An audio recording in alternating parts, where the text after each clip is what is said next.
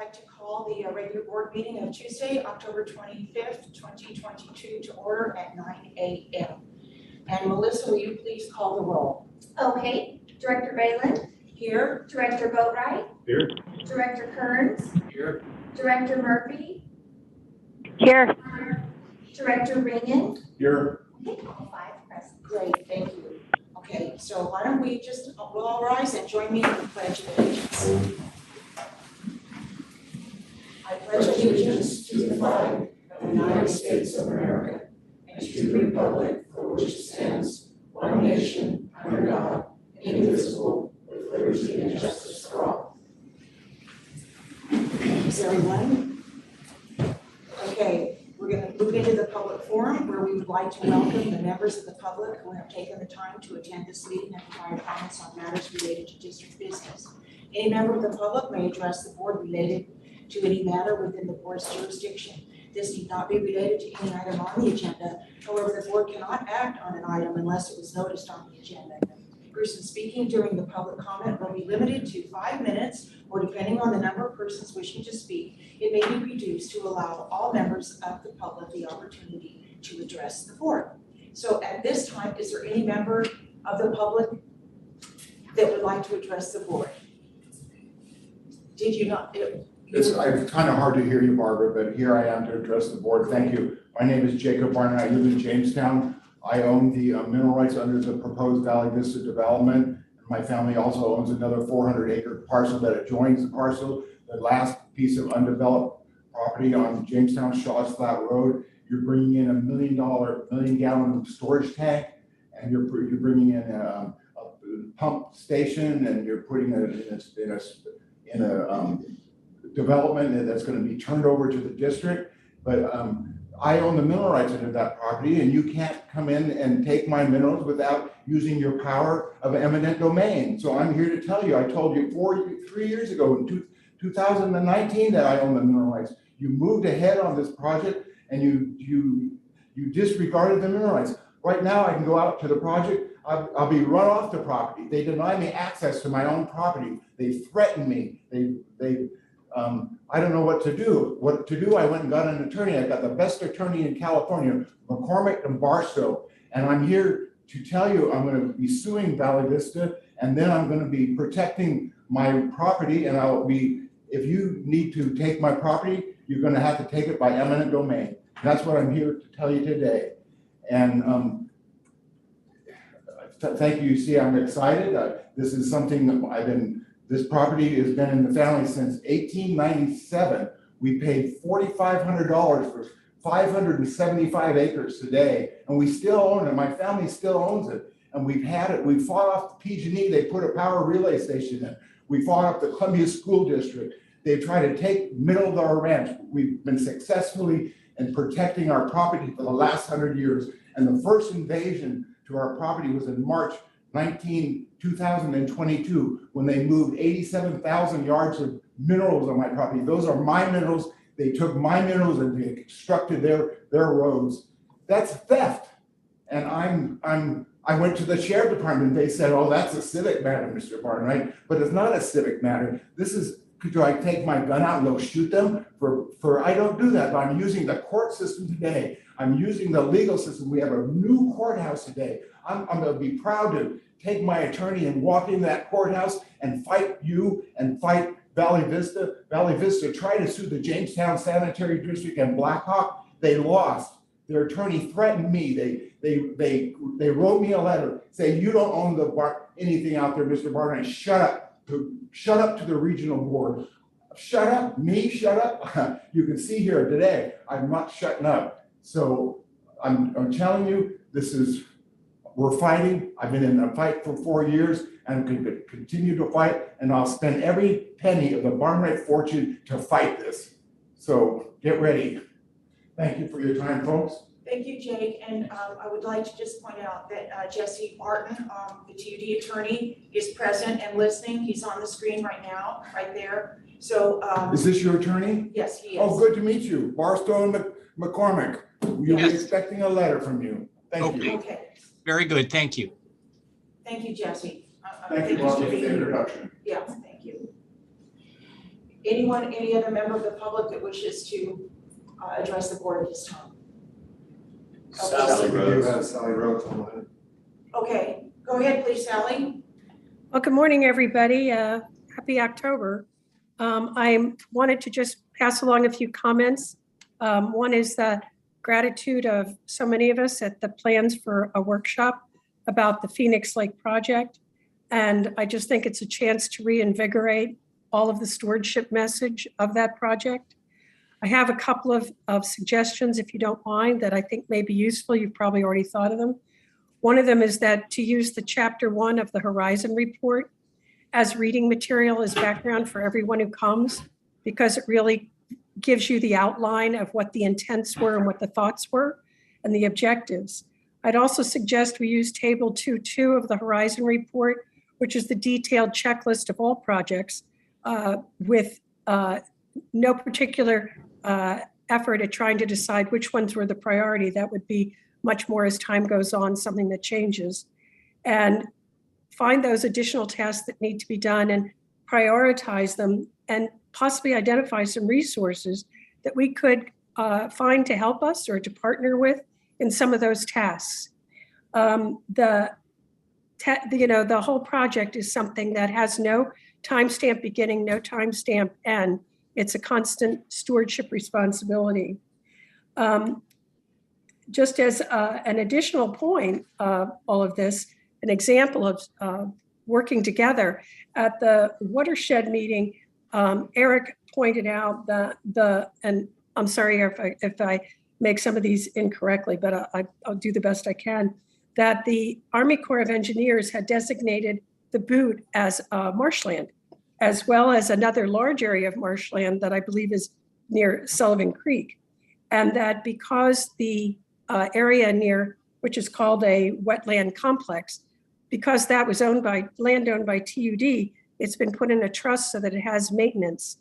And the Butte has only 2 families owning all of the land of the Butte, both of whom, we're one of them, would be more than happy to partner with TUD and transfer that land without cash, but to ask that it be put in that trust because it would be owned by TUD. It could have maintenance, and that it also get a sedimentation pond at the toe. So this is the way working with the community allows us to use local resources to achieve goals that won't necessarily be an enormous outlay of cash to purchase land rights. The second piece, I just wanted to take a minute as part of another part of the Phoenix Lake project, is just something about the aquatic plants in the lake. And as everybody knows, the common milfoil is the very aggressive non-native aquatic plant that flourishes in cold water areas of lakes and ponds, especially if it's slow moving. It's considered a significant hazard as it has these long filamentous structures that create quite a network, and they can branch up to 9 feet long. They actually leach nutrients that are important for the preferred native aquatic plants and tend to displace them. The common milfoil and its overgrowth in Phoenix Lake creates actually a mat of water level plants by the end of the summer. It starts to bloom in mid-June and goes through late July. It used to always recede in August. Most of us know to never take a paddle boat out in late July or you'll never get back. And that's the life pattern of the common milfoil.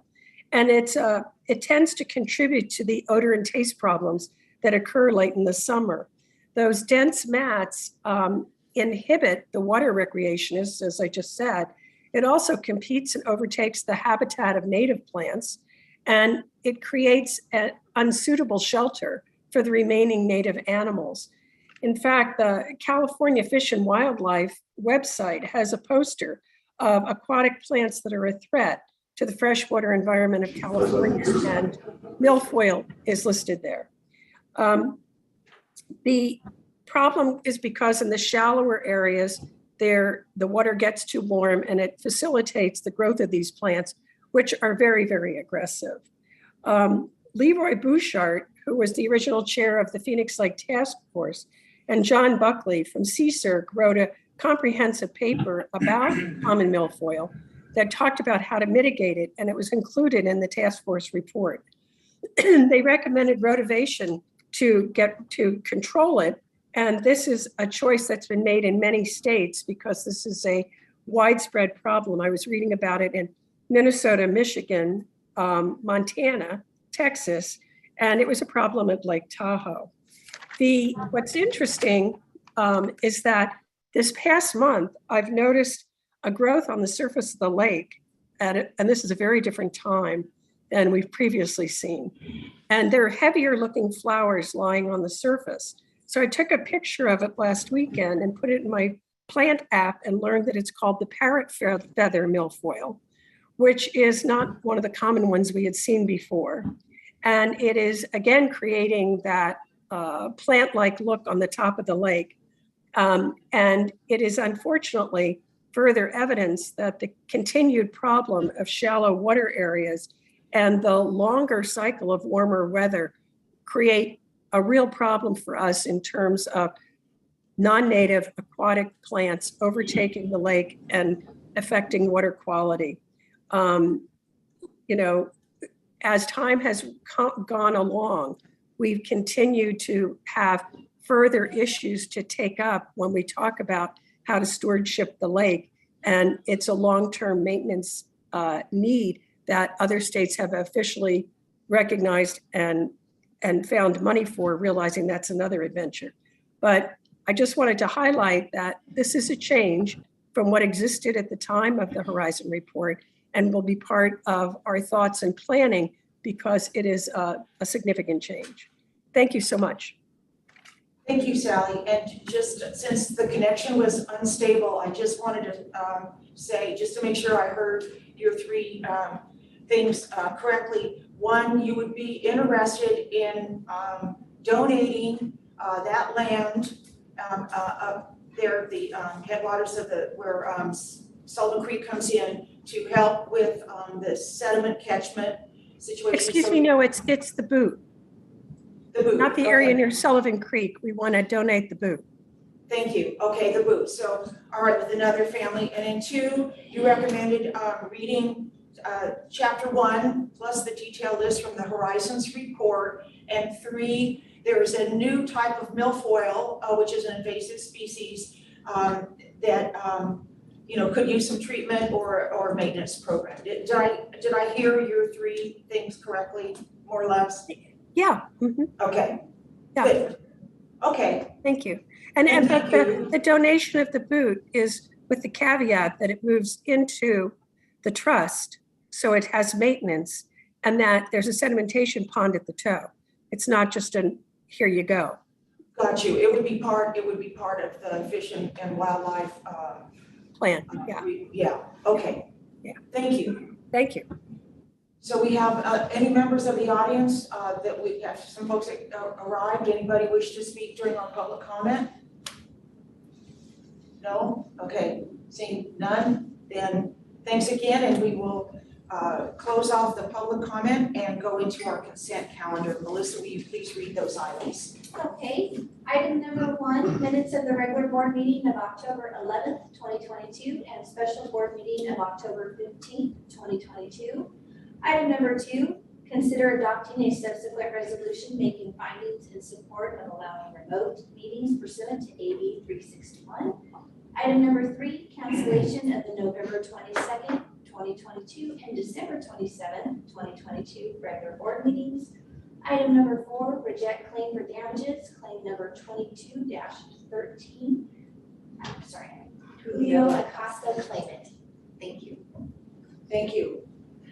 Any board director wish to pull any of these items? Yes, Director I'd like to pull item number 4, Madam President. Item number 4.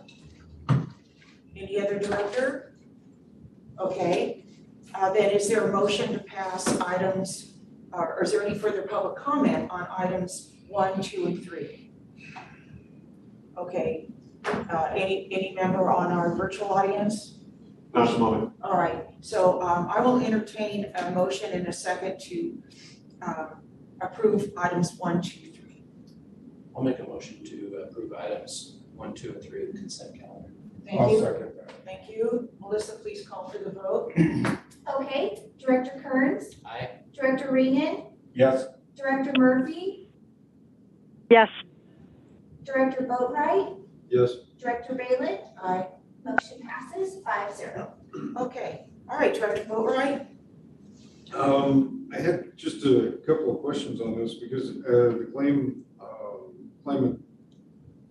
is set at $6,500 and spoke of damages to the actual residents and stuff. Is this something that can come in kind of in waves, that there's more of this claim coming, or is this just going to be a solo one-time shot from this individual?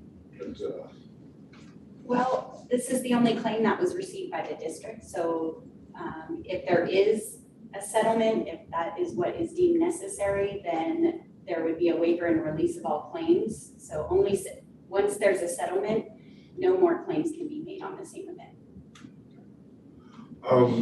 And then also, the claimant, is that actually substantiated, the time of response as far as the time it took us to get up there, or is that in reference to an actual crew being on site repairing the pipe?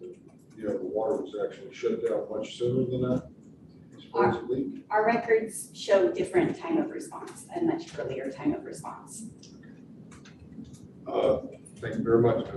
No further questions on that. Thank you, Director Boatright. It might be prudent right now to go over, typically these things go to the board it's weird to reject, but then they go into another basket to be hashed out. Is that my understanding? Yes, typically what happened, all claims go to the board for rejection as a matter of resolution that was passed back in the 90s, but then also to be investigated further by the district's liability insurance. Okay. So David, they will investigate the discrepancies. I just wanted some clarification on that.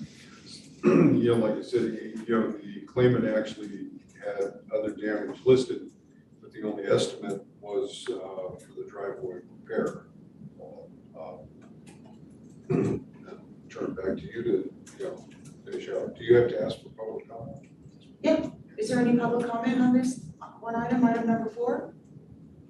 Any from our virtual audience? Not at the moment. Great, then I'll ask for a motion in a second on approving that rejection. All right, I would make that motion to reject this claim. I'll second it. Okay, it's been moved and seconded. Melissa, will you please call for the vote? Okay, Director Boatright, Aye. Director Regan, Yes. Director Kearns, Aye. Director Murphy, Aye. Director Balin. Aye, Okay, motion passes 5-0. thank you. All right, moving on to our regular business. Melissa, will you please read item number 5? Okay, investment report as of September 30th, 2022. Good morning, Steve Sheffield, your Finance Director. Normally, I think the last couple of quarters, this has been a consent item. However, with the market environment and everything else, I thought it was a good idea to move it into regular business. Pursuant to the board's adopted investment policy, a quarterly investment report shall be prepared and presented. There's a whole list of items that have to be included in the report, as well as a certification. But essentially, the total combined market value on September 30th, 2022 was approximately $19 million, with $10 million being held by the local agency investment fund and the remaining $9.5 million being held by U.S. Bank as custodian, with Chandler Asset Management as portfolio manager.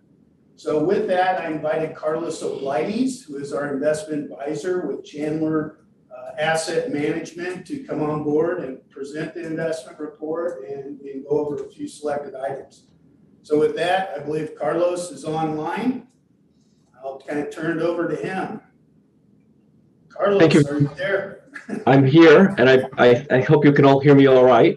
If it's okay with you, I'm going to share my screen, and I'm going to give you some pertinent information to the portfolio so that you can have a good idea on a broad basis of what's happening in the investments.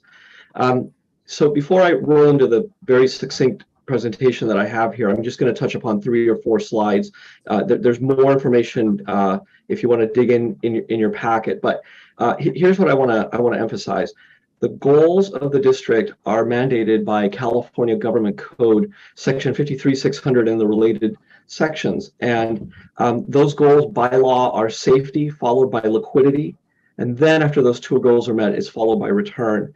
And the California Government Code is very restrictive in what you can invest.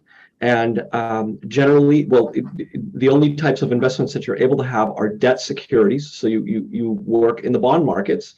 And if you've been watching the news, you've been noticing that there's been a lot of volatility in all the capital markets, including the bond markets, particularly a rise in interest rates. And I'm going to go into that briefly for you right now.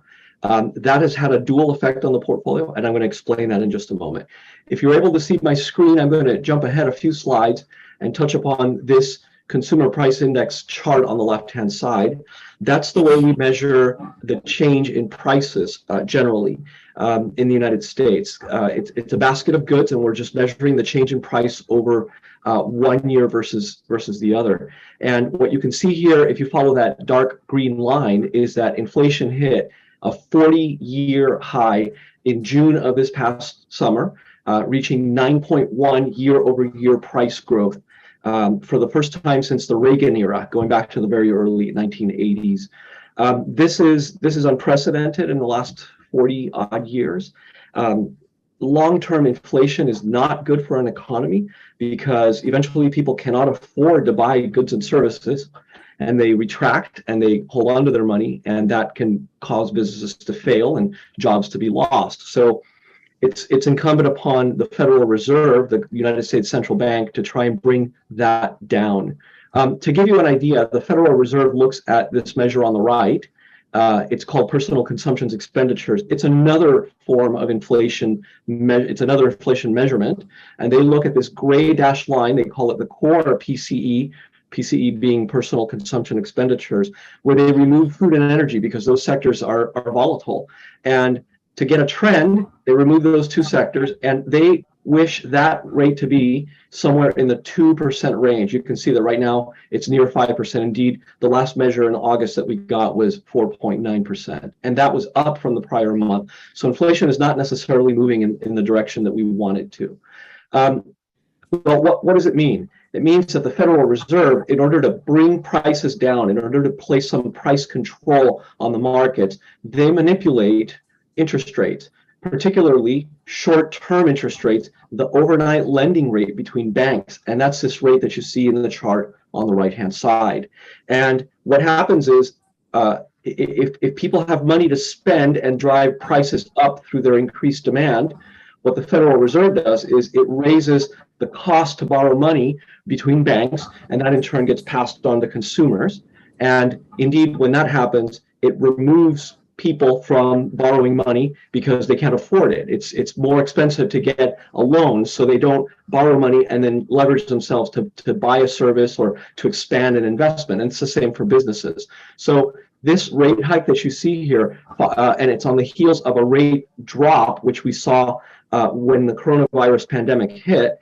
The Federal Reserve lowered interest rates, and they wanted people to borrow and have access to liquidity so that they could stay in their homes, so that they could buy food and pay their rent and things like that. Now it's the opposite. They're trying to bring prices down, and they're cutting off liquidity. They're cutting off access to credit by making it more expensive to borrow. Well, why is that important? The reason that's important is because longer term rates, that's that overnight lending rate between banks. But if you look at the chart on the left-hand side here, you can see that longer term rates, this dashed red one is 2-year Treasury yields. So for a 2-year Treasury investment, that's a loan to the United States government, a 5-year and a 10-year Treasury, you can see that these rates are significantly higher. And indeed, 2-year yields for a 2-year Treasury, when you're lending your money to the United States government for 2 years, reached a high of 4.6 in a very, very short time when they were sub 0.2 last year. So you can see that this hike in interest rates is significant because of the Federal Reserve's attempts to bring down prices and bring down inflation, which I think everybody on this call and in this meeting is familiar with. So that has a dual effect on your investments. The first is that when we have maturities, these are bonds, and those bonds have a maturity date when the issuer of that bond pays you your money back. And when that money comes back, we go back out and we reinvest it in whatever is available in the markets. And when we do that, we're going to be doing that at an increasingly higher interest rate, which means that for the district, interest income will continue to go up little by little. And that's been happening for the last several months. And that's good news. The other side of this, of course, is that the bonds themselves have a value. And if you sell the bond before maturity, you can realize a gain or a loss. And if interest rates rise in the bond markets, that means that the values for bonds are going down. So when I think of a return in this bond, there's two components to it. The interest income, which I just mentioned, is going up, and the fair value of the actual investment, which, because of the rising rate environment that we're living in right now, that fair value is coming down. The good news is that that fair value, it creates an unrealized loss. You don't realize it, meaning it doesn't impact you unless you were to sell the entire portfolio. And generally speaking, the vast majority of this portfolio is held to maturity, where that drop in value simply goes away.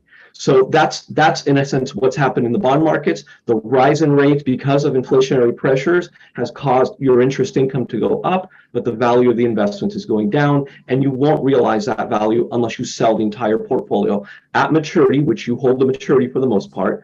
You get all your principal back, and that value goes away. Having said that, I want to remind everybody that, as I mentioned earlier, you are governed by California government code. And the code really is very restrictive in what you can buy.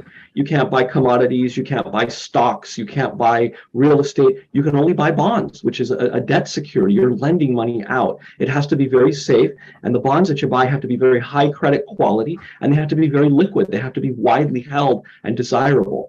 This is a summary of the district's investment policy. And it's a report that shows you whether the portfolio that we're managing on your behalf is in compliance or not. And you can see that everything follows the law and is in compliance. This is a short overview of the portfolio. The portfolio is valued currently at $9.3 million. As I mentioned, rising rates is making the value go down, but you get all your money back. The principal that you loaned out, you get it all back at maturity. It's high credit quality. It averages a AA credit rating, which is very high.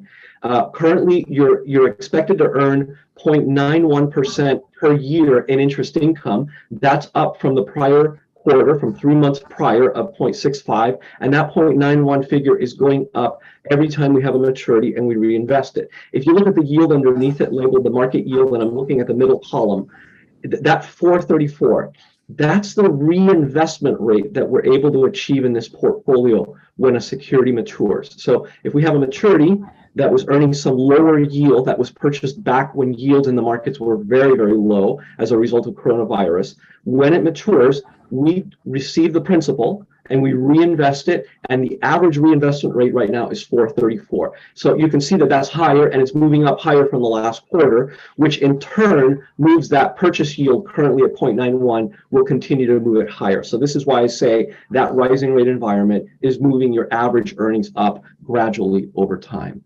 The portfolio is very well diversified. California government code allows a few sectors of the bond markets allowed in your portfolio. We primarily focus on the safest sectors of the bond markets, and that's simply because, as I stated earlier, the California code requires that you focus on safety and liquidity. You'll see that 53% of this portfolio, it comprises U.S. Treasury securities. Those are bonds of the United States Treasury. That means you're lending money to the United States government, and that's considered the safest investment, generally the safest on the planet.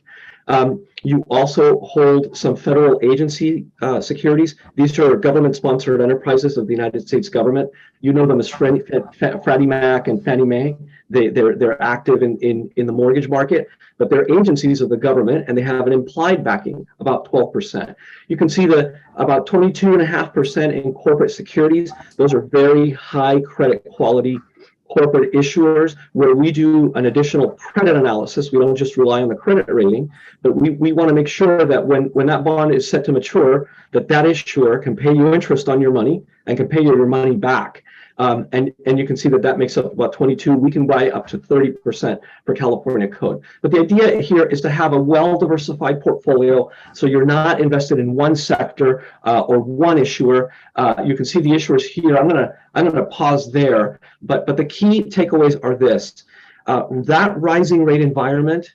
I mentioned that it's doing two things. It's causing your interest income to go up gradually into the future. That's good news. The value of the investments is going down. I will tell you that because of the rapid rise in rates, the values have fallen more than what you've earned in interest income. If you think about that, that's in essence a negative return. But as I mentioned earlier, that drop in value is not realized or factored into your budget and into your spending, because generally speaking, you will not realize it if you hold the maturity, as long as there are no credit problems, and we work really hard to avoid any credit problems.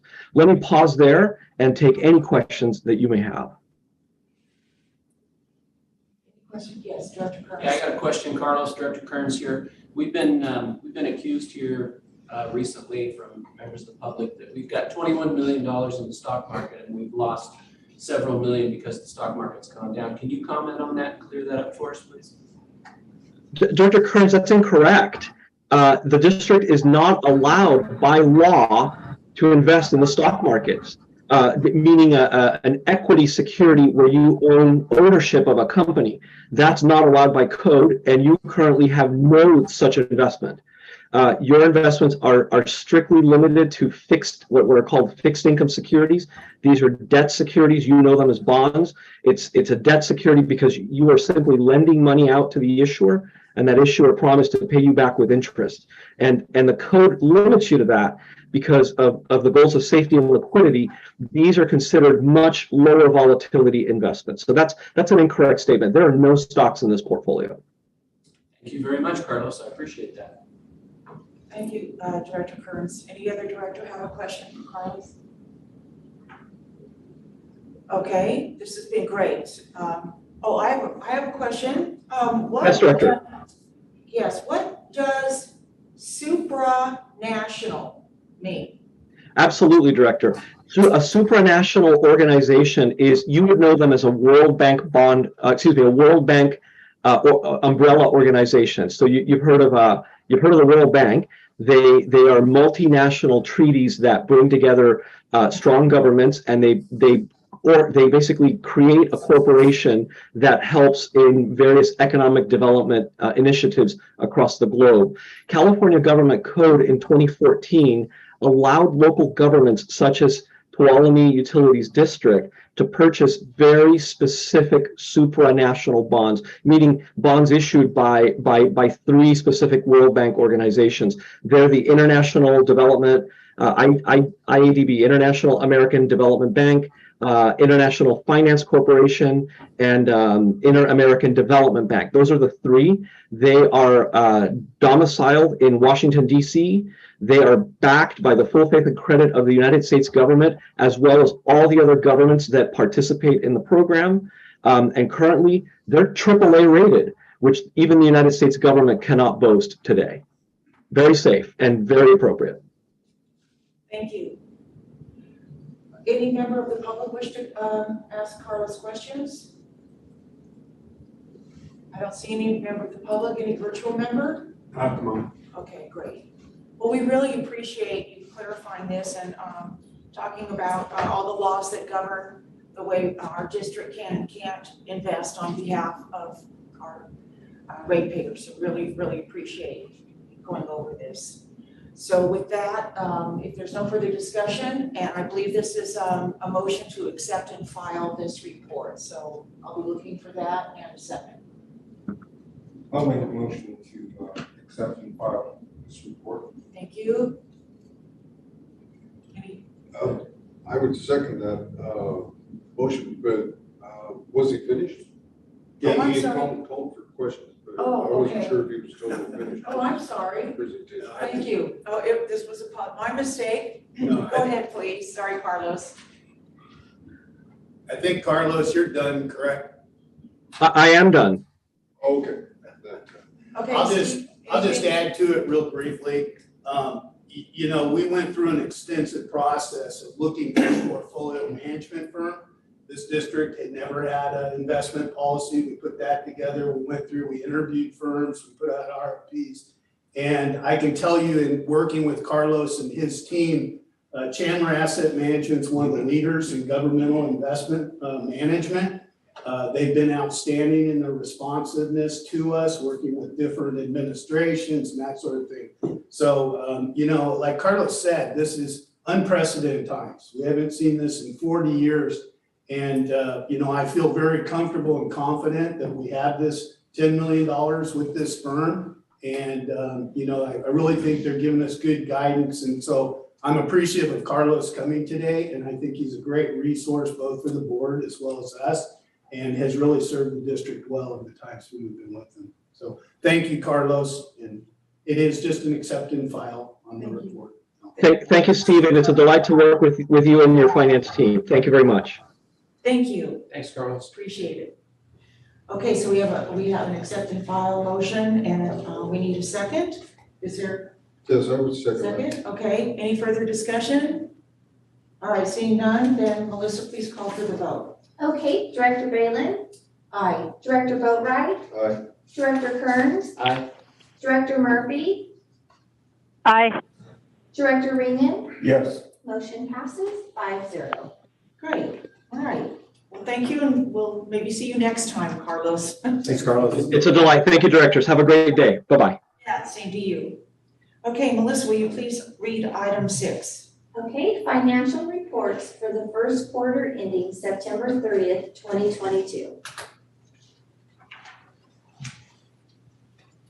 Okay, one more for me before we go on to the next ones. Again, pursuant to the board's adopted accounting, auditing, and financial reporting policy, the financial report comparing budgeted to actual and containing income and balance sheets shall be prepared, delivered to, and reviewed with the board of directors on a quarterly basis. Last quarter, when I brought this to you, I made the comment, and I still believe it's true, is the hardest financial report's the first and the last. You know, we talked about the last one where we adopted the budget for this year and some of those. And, you know, you get to the last 3 months, it's kind of already happened. And this is where we're at, and we plan for the next year. Well, now we're on to the first 3 months of the year and what's really taking place in there. 3 months in, it's kind of hard to tell. Are there any red flags? Are there any things going on and such like that? And obviously the inflation and the economy and availability of materials and supplies continues to be a concern. But as we presented to you in the past, in your board packet, you have a little more detailed version. So I just have a couple of slides here today. And then I do have a new report that I want to share with the board. So first of all, as far as the first three, this slide represents the combined total revenues for the first 3 months ending September 30th. We're showing them in thousands up there. So the total revenues received for the first 3 months was $6.4 million. We're showing the current total budget, which is $24.6 million. So the percent remaining should be about 75%, which you can see at 74%. Some of the individual line items have a higher, one of them kind of barely lower than that, but essentially those are timing issues. You know, it's things that we're going to purchase later in the year, revenue we're going to collect later in the year. Property taxes typically comes in a couple separate installments. So, you know, there's nothing there that's really out of line or inconsistent with what we've done in the past. The next slide is the expenses. And again, this is the total combined expenses, water and sewer together. So far, it's been $3 million that we've expended. The total budget was $20 million. One of the biggest areas for us is always labor, or here it's titled personnel. And the real difference in personnel a lot of times is our CIP labor. The more things our staff is doing, it's not going to show up in this line item, it's going to show up in the CIP investment. So for the first 3 months, we've already spent $232,000 of our own forced labor working specifically on CIP projects. Some of the other differences, there are some still timing issues with unfilled positions and how we're budgeting that. But the other items are going to be very consistent as well as far as seasonal or timing in nature. The one thing we've seen this first quarter is certain ones, fuel continues to be very volatile. You know, I thought it was coming back down, then it jumped back up a little bit. Supplies, chemicals, both of those continue to increase. If you look just at chemicals, we're probably about 40% when we should be 25% here. And we just don't know if that's stopping or continuing on. You know, it's kind of an unknown right now. We're working with the vendors and doing everything we can. General and administrative, there's a lot of different categories in there. And I think, again, those mostly are timing where they'll be throughout the other years. So, you know, we're on track, we're consistent, we're slightly under budget, but what does that really mean? So this last slide, I take a look at the net. And if you just take the revenue I just showed you, subtract out the expenses, we have $2.5 million net. You say, oh, that's great, we're ahead, you know, everything's good. But so far, we spent $4.3 million on CIP. We still have a lot of projects going on. We're spending a lot of money. We're getting work done as quick as we can before the rainy season. Hopefully, rainy season gets here. But you know, we spent the $4.3 million, and then obviously we have some debt that we have to continue to pay off. So as of this point in time, we're approximately $2 million. But if you remember the budget we just adopted, the planned financing with that budget was $2.1 million. So it's kind of consistent where we are with that.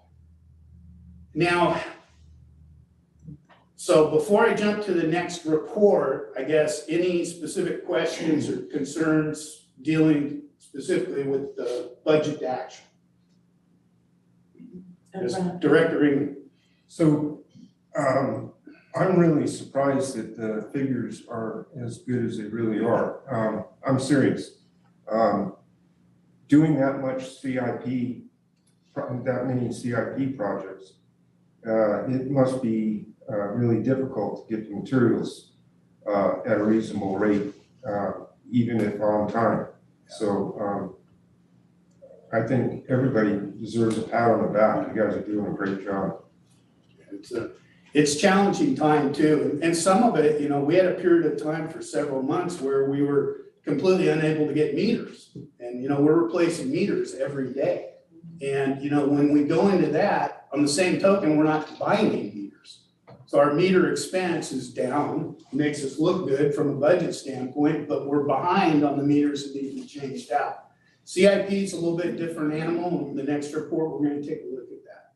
So I'd like to jump to the next report unless anybody, board members, anything else on the budget actual, or Dawn? I don't think so. Yeah. Let's see here. Does that Lisa have a comment? Lisa, did you have a comment? Nope. Okay, sorry, Lisa, thank you. Little delay. Is that what's going on? Or it's a new share, huh? I think so. All right. This is going to be practically impossible to see, especially for the audience, okay? Board members, it's in your packet. I can make it bigger so we can see some of the columns, but let me just talk you across. When we were doing the budget, we were doing the CIP, one of the questions came up and everything else is that can we have a status update on CIP? Internally, what we do every month is to provide all the managers, all the field crews, everybody, superintendents, this report. And what this report shows, on the far left, the first column is a fund, 1, 2, or 3. 1's water, 2 sewer, 3's if it's not one of those two, like our admin building. The next column is just a description. Now, a description might not mean a lot to somebody, like it says Sonora Water Treatment Plant improvements. You'd have to go into the actual CIP listing to see what all the improvements are. The next column is the fiscal 23 budget. Now, I sorted this list from highest to lowest. So in this case here, we have, I don't know, a couple dozen or 30, 2 or 3 dozen projects for this year. The highest one is the Ridgewood transmission line to consolidate, and it's 1.9 million. It goes all the way down to some of the smaller ones of 15,000. Ideally, all these should be above 50 when we do it. And the total adopted budget for this year was 7 million. Now, working across, the next column is a transfer. So for instance, in here, we replaced the Toyota Camry with a Malibu. It's out there in the yard. It ended up being $4,000 less than what it was budgeted for. So we moved that 4,000 from them over to the new Chevy Silverado that's costing more than we budgeted.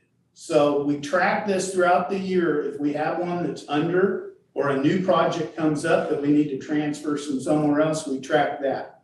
So the third column or fourth column in is the combined budget after those transfers. The next three columns is what is spent, non-labor. That's what's budgeted here. If there's a labor component, that's where I'm showing here that our 272,000 came from as being spent on these projects with our labor. So it's coming out of that O&M report that I did, and it's being in here to give us a total project cost.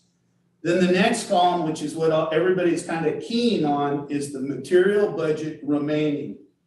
And that's just taking the difference between the budget adopted and the non-labor, and that's how much we still have to go. Now, important, there's some notes down at the bottom that talk about CIP spent and grant CIP. Over on the far right column, you'll see comments, and these again are more meaningful to the internal side of it. But if there's a grant funded, like Sonora Regional Wastewater Treatment Plant, that's not a budgeted item because we have a grant in place and we have the loan in place and those sort of things. So it's going to show over there that we put 2.9 million into this project, but that's not part of the adopted budget because it's grant funded. And then if there are any items in there that are unplanned, the one that's highlighted in yellow is the Crystal Falls Cedar Ridge intertie. Again, it was budgeted at 67,000. So far, we have 103 into it. So we're going to need to transfer some 35. But the approach to this, and I want to make sure the board understands this, is that the procedure that's used is the board approves $7 million for CIP budget. If we come along and say we need to move Ridgewood transmission line into Crystal Falls Cedar Ridge, and we're still within that 7 million, we're going to make it work between there. If all of a sudden we come up and we say, oh no, we have to do Mount Provo for $1 million, we're going to come back to the board and say, board, we need to amend the CIP budget. But as we go month to month, we're tracking this to see, are we staying within that 7 million to do it? So the reason we're bringing this to you again is it came up during the budget discussions and everything else. The question becomes, there's nothing in our policy that says we're required to show this to you each month, each quarter, however you want. But I propose that as part of the financial report every 3 months, I would bring this to the board. You have it in your board packet. You can look at any questions at any level that you can bring to Dawn, us, superintendents, engineering, whoever else. If what I'm asking today is you look at it more from a format and does that procedure of bringing it to you quarterly serve the board's needs?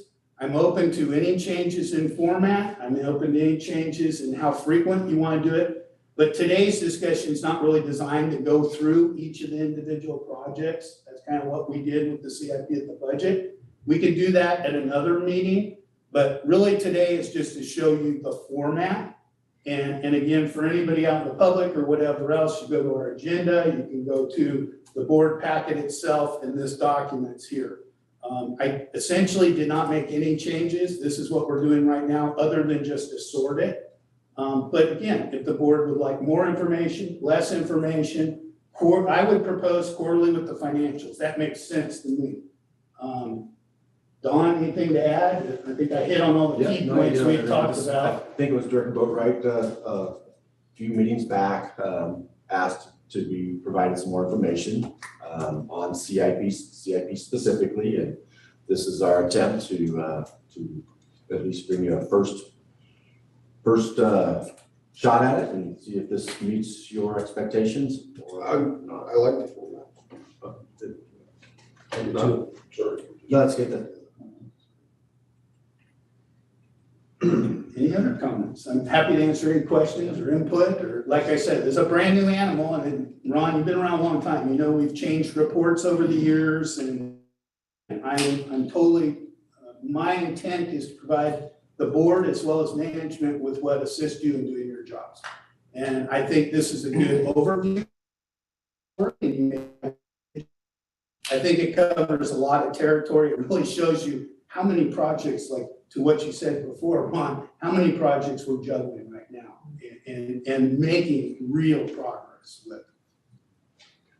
Yeah, just add, Steve creates this report already, if that's, of concern to the board in terms of workload. He creates it on a monthly basis. It gets distributed throughout the engineering department. We look at this, not daily, but certainly weekly. And I think he already said, if you guys have any questions about a specific project, pick up the phone between Eric Hall or myself or the project managers in the engineering department. We should be able to answer your question. Yeah, George. Yeah, I like the format, and I think it's enough to at least bring, if you're going to have any questions on any of the items, you'd be able to bring it to Steve or Dawn and get it straightened out in your head. So I think quarterly also would be plenty good. I mean, you always give us a good explanation at the same time, so. I think it goes well, and thank you, Eric, because that's an important point. I know I've heard the board before, that this is not additional work. This is something being done already. I think it fits well with the financials. And then we're always going to do the mid-year budget and the annual budget, where we're really going to go more in depth in the actual CIP projects versus the quarterly kind of financial update. How are we doing? So I think it provides additional transparency. I think it's good information for a wide variety of stakeholders. So that's kind of why I left it how it is. But again, we can bring it back if anybody has any thoughts or suggestions, but otherwise, unless the board feels differently, I'll just plan on next quarter, you'll see it again. And if we want something different between now and then. Just one additional is, looking at it here, I like the highlight as far as the yellow, as far as being a cautionary or something really paying attention to. Like the Toyota Camry that went under budget, right? Maybe a really light shade of green that ain't, just really good here. Normally, if we're gonna look for the bad, we might as well. Good as well. It's really that kind of, that middle column where it says budget transfers. Is typically what's going to be there is either one, we have, a one-time purchase like a car. Great, we got for 4,000 less, okay? But then some of the other ones, oh gosh, we didn't plan on that pipe being as bad as it is. So it took additional expense. So there could be footnotes or the thing that come up that isn't on the list. We have an emergency come up tomorrow. We're going to need to have a list. That's where you're going to see anything that's going on in that transfer column. That's where it's really going to go. But again, I want to stress, if we're not able to stay under that total by moving stuff around, or some projects are naturally delayed or accelerated or whatever, then we're going to come back to the board and have to, we would want to amend the CIP budget if we're going to do something extensive, if we're moving back and forth in that. And sometimes, it's challenging, like we knew the car's bought and that's done. But other ones, it's like, well, do we transfer money now, or gosh, it's going to be done in 2 weeks or another month or whatever. And so we're checking with construction, we're checking with engineering, we're checking with operations and seeing where we're at. And we try to clean it up every month, but sometimes we hold off. So you will see comments and concerns. And then at the very bottom, I didn't point out, but I think it's important to track down there. Like somebody says, well, how are you doing on your grant? Gosh, you spent all this money. Well, you can see we're putting a lot of time and effort into the grant related work right now. So the completed that's not with grants is about 13%. If everything was perfect, it'd be 25%. But the thing is, we know we're going hot and heavy on the Snore Regional Treatment Facility. So that's taking a lot of this total. So we track that throughout the year, and then that goes through to the end of the thing, part of the budget process. But sure, David, I can, identify that with a different shade. But then Don's colorblind, so he doesn't get it I when can I read, start I'm not using able to- colors. So I can read. I just have to type it out if we have it for Don, so that's okay. There's You're gonna nothing have in the color context, thing on the truck. Duplication of effort. right? It's okay, he's just the GM, he's just one of the. No, good job, Steve, thank you very much, I Thank appreciate it. Quick comment is, yeah, I appreciate this level, even though it's no extra work, it's great. You're tracking how project managers are spending and other project managers such as like myself. I'm looking at what other projects are coming in at, because if I'm gonna come in shy, I wanna be tracking certain projects that may be over budgeted but are coming in under, because I may wanna go after that money and sit down and go, okay, we've got some extra money here, how's the best way to spend it? And I think that's what Dave was saying, how do you guys decide? And it's because you're everybody, all the project managers are tracking this internally. And I think that was a missing piece that I wanted to see. It's like, how do you guys shift resources based on some priorities? These are moving goalposts. I understand it, especially with the volatility of the cost of materials and transportation, et cetera. But this gives us the board, that level of transparency to kind of see how you guys negotiate where we shift resources around. So it's not somebody going, well, how come I wasn't in that meeting? They took, money out of my project. And what this is demonstrating is everybody's monitoring the costs to then begin to shift around appropriately. And you're exactly right, Barbara, because this goes to every superintendent, every department. And one of the things I'm always impressed of that I think TUD does so well is the departments work together. The construction guys work with every department. You'll see sewer and wastewater utility workers working on this project or that project. So this goes out to every superintendent, it goes out to every engineer, it goes out to ops. But on a daily basis, these guys are looking at how do they utilize their staff, who's working on what, and one may get moved up. Oh, there's rain coming, we gotta do this, or the paving's gonna stop, we gotta do that. But on a daily basis, they're coordinating, prioritizing not only just today's work, but also how do we stay within the budget and what can we get done and what are we not going to get done. Mm-hmm. And it's such a cooperative effort here that, I feel honored to work with these guys and be able to support them and help them any way I can. A lot of times I look and say, it's just numbers, but like you said, it's very powerful and meaningful to the individual project managers as well as for the board and the community to see we put this money back in, so. Good, thank you. Yeah. Any further comments from the directors? Good. Okay, hearing none, seeing none from Director Murphy, I'll open it up to them. This is Lisa. I just wanted to say thank you for the quarterly report. I think that's a big improvement. And I agree that the transparency as well as the accountability to the public on spending the public funds. So I think I really appreciate, and I'm glad to hear that it's already produced. The staff is already using it on a pretty consistent basis. And so it's just the reporting to the board that takes a little extra time. But really appreciate it, and thank you for your time on this. Thank you for your diligence on this, everyone on the staff. Thank you. And thank you, Steve, for taking the time to present this to us. Thank you. Okay, Sally, it looks like you're on. No? Okay. Any member of the virtual public? No. Oh, go ahead. Elena, right? I can be virtual. Elena Henry here. I just wanted to mention one of the top expenses on the budget report is labor and staff personnel. I want to emphasize to the board that's also one of your greatest values here at Tuolumne Utilities District. Thank you. Absolutely. No argument here. Yeah. All right, if there's no further discussion, then I will ask for a motion to accept and file. I'll make that motion to accept and file the financial report. Thank you. Thank you. Without any further discussion, Melissa, will you please call for the vote? Okay, Director Balin, Aye. Director Boatright, Aye. Director Kearns, Aye. Director Murphy, Aye. Director Regan. Yes. Okay, motion passes 5-0. Thank you. And we are going to move into our item 7, I believe. Melissa, if you could read that. Okay, triple bottom line analysis for installing solar at district facilities and consider executing letter of agreement with SiteLog IQ. All right, good morning. Eric Johnson, your district engineer. I'll just say, I see our board presidents over there. I'll make a couple of opening comments here.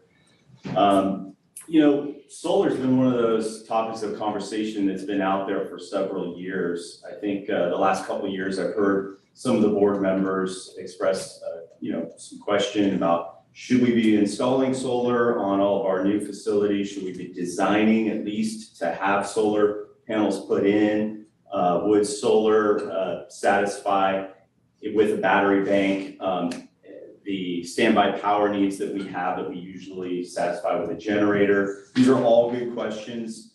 Dawn tasked the engineering department with the activity of going through a study of solar about a year ago, and fortunately Elizabeth Merchant Wells, our assistant engineer here, has taken on this chore and has done a fantastic job. And then we've also engaged with SiteLogic. Can't speak highly enough of SiteLogic. They've been an invaluable resource for us in our research. Jessica Ritter behind me is with SiteLogic, and I'll give her an opportunity to present herself and introduce herself a little later. A couple of comments on solar. It's actually pretty complex. The idea of it's not technically necessarily complex in terms of installing solar panels and hook them up to the grid, but financially, there are a lot of instruments. There's a lot of ways to finance, a lot of ways to look at payback and break even and points. And honestly, maybe Steve would have been better suited to undertake this effort for the district, but we're going to go ahead and try to go through this. I do want to point out that Elizabeth produced a memo that is in your board packet. I hope you read it because it's pretty detailed. We don't have the time to go through all of the information here in our PowerPoint, so we're going to take a high level through here. Happy to answer any questions as we go through, but this is an action item, a potential action item. We're asking the board to consider whether or not it wants to execute an agreement with SiteLogic in order to proceed with what would be a design build arrangement on a solar, a solar installation. The site yet to be determined, the size yet to be determined. All those details will be worked out through SiteLogic if you choose to move forward. So I'm going to go ahead and I also want to call out, I think Charlie might be on virtually with SiteLogic. So we've got two great resources here. But at this point, I'm going to hand it over to Elizabeth to kind of touch on the high points here. And then at the end, I'm going to hand it back over to SiteLogic, and they can go through the details of the financials. We took a look at a installation here at this facility, and we've also looked at a few other sites as well. Okay, so I'll try to briefly go through this. We can get to the discussion. So the Western Area Power Authority manages the New Maloney's hydroelectric power plant. And for exchange of that land, they entered into an agreement with Tuolumne County and Calaveras County to share a cut of the energy produced. So the Tuolumne Public Power Agency offers that power to public agencies for just the cost of transmission. So right now that's about 15 cents per kilowatt hour, which is about 40% of PG&E rates. Qualifications to apply for a TPPA meter are that you have to be a public agency, have at least 5 kilowatts of connected loads, and 20,000 kilowatt hour of annual usage at that site. So TUD applies for a TPPA meter at every site that we can qualify for it. This is a look at TUD's energy expenses. So you can see in the last few years, the cost of electricity has been steadily increasing. And Steve will tell you that in the last year, it has continued to go up each quarter from what is shown here. So TUD has about $525,000 budgeted for electricity the current fiscal year. And electricity makes up about 2% of the O&M budget and is the second largest non-operating expense. This graph, you can tell that 80% of TUD's energy expenses are at TPPA meters. So PG&E meters only make up 20% of our costs at the small sites that we don't meet that 20,000 kilowatt hour annual usage. Okay, so environmental considerations. The two main environmental considerations are carbon emissions and air pollution for solar installations. TUD's greenhouse gas emissions from PG&E meters alone are about 125,000 pounds CO2 equivalent per year. If you take the carbon emissions it takes to manufacture and deliver solar panels and then average that out over the kilowatt hours it will produce over its lifetime, it comes out to about 0.1 pounds CO2 equivalent per kilowatt hour produced, which is 80% less than the greenhouse gases emitted from the average utility rate for PG&E. One thing I want to note here is this is not comparing the emissions from the hydroelectric power plant to solar, it's just our PG&E metered emissions to solar. I won't go through air pollution too much, but electricity produced from coal emits a few criteria air pollutants, two of which are sulfur dioxide and nitrogen oxides, which form acid rain, particle matter pollution, and smog formation. Natural gas produces volatile organic compounds and methane, which also contribute to ozone and smog formation, and air toxics, which are known or suspected cancerous air pollutants. You have a question? Can I ask you a question? Yeah. Can I go back to that slide? Yeah.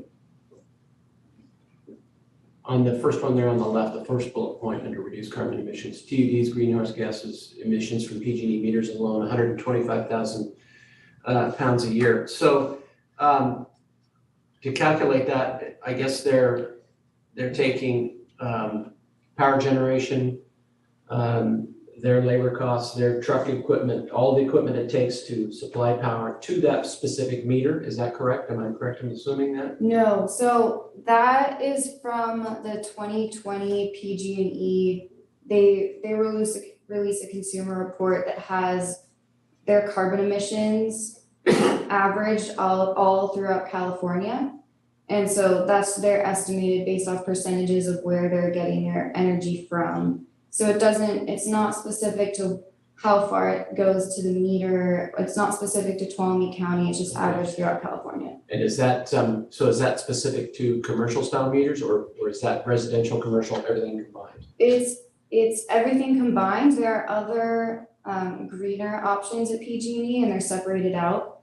So this is the just average, everything combined. Thank you. Okay, same slide, the bullet point number 2 on that left column. How does that equate to what the reduction is? There's variables there that is missing from 125,000, and then we're looking at 0.1. What's the equivalent run? Yes, What would we end up being?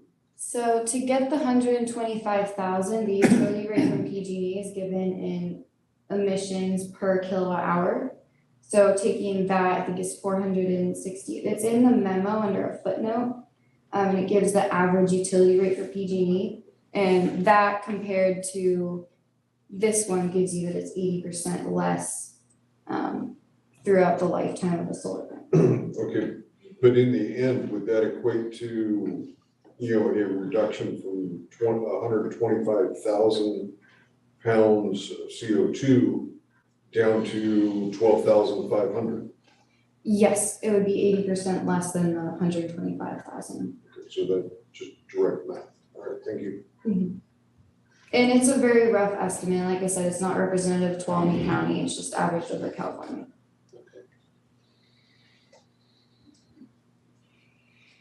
Okay, social considerations. The Tuolumne County Climate Action Plan supports the transition to renewable energy in their Measure 4.1 and Action 4.1.2. Switching or installing solar would demonstrate that TUD values green energy and promotes resource sustainability. And a social criticism of installing solar is grid instability. I wanted just to say, in my thinking, the social list, that's only a partial list. When I look at the health and safety of the employees here, I look at, building goodwill and having charging stations here. So I just want to say the social indicators are only partial at this. I agree with you. Economic considerations. So TPPA does not allow any sell back energy. You can't sell back excess energy for stored credits to use later. Most solar installations, the TUD board and the public may be familiar with residential installations that allow you to sell back your excess energy generated during sunlight hours and then use those stored credits at nighttime to offset your energy bill during non-sunlight hours. So this policy is the major reason why it's so difficult and complicated for solar at TUD. So to make solar economically feasible at TUD, we would need to switch one or more of our TPPA meters to PG&E meters and apply for the RES-BCT program. The RES-BCT program allows public agencies to aggregate 50 meters. It would allow you to install a solar installation at one site, use energy on site, and sell back that energy for stored credits to offset any energy usage at the other 49 sites. So it's a really great program for agencies like TUD that have numerous energy using facilities. And to add on to that, this is a really important slide because if you look out over Tuolumne and Calaveras County, you don't see public agencies, you don't see school districts with solar, and yet you do in other parts of the state. And it's because many of these agencies are using TPPA power at the reduced rate. And so it just didn't make economic sense. With that said though, TPPA, we've seen probably our largest increase in TPPA rates just this last year. Solar panels and the technology has come down in cost over time.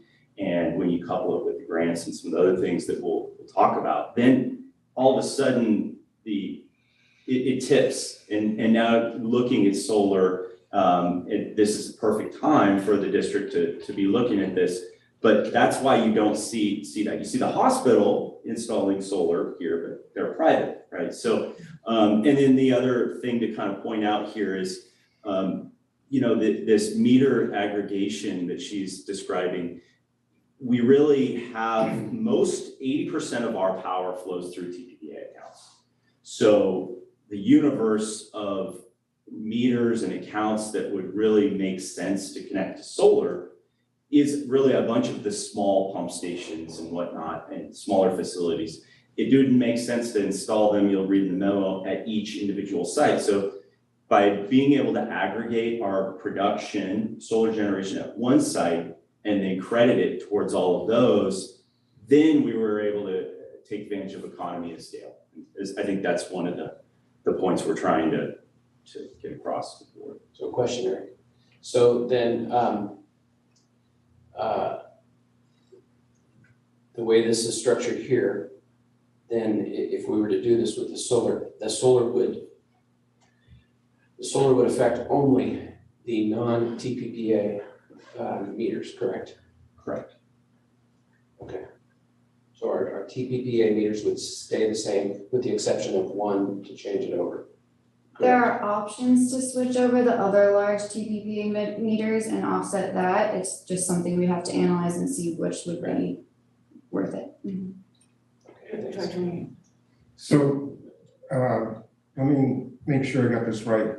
Right now, for TUD, 80% is TPPA. 80% of our electric bill is associated with TPPA accounts. Okay, so we're talking 20%, we're gonna try and reduce on, for PG&E. Okay, so, I don't know how you're gonna be able to put a large array up and then have it benefit a whole bunch of small facilities like pumps, lift stations and things like that. I've got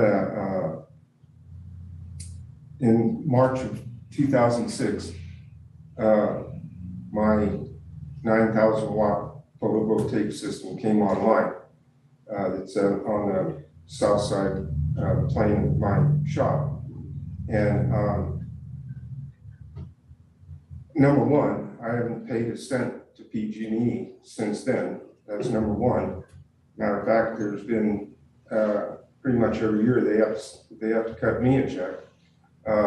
But where I was going with this is that I tried, when I saw how much the system was producing, I tried to do a substitution to another property.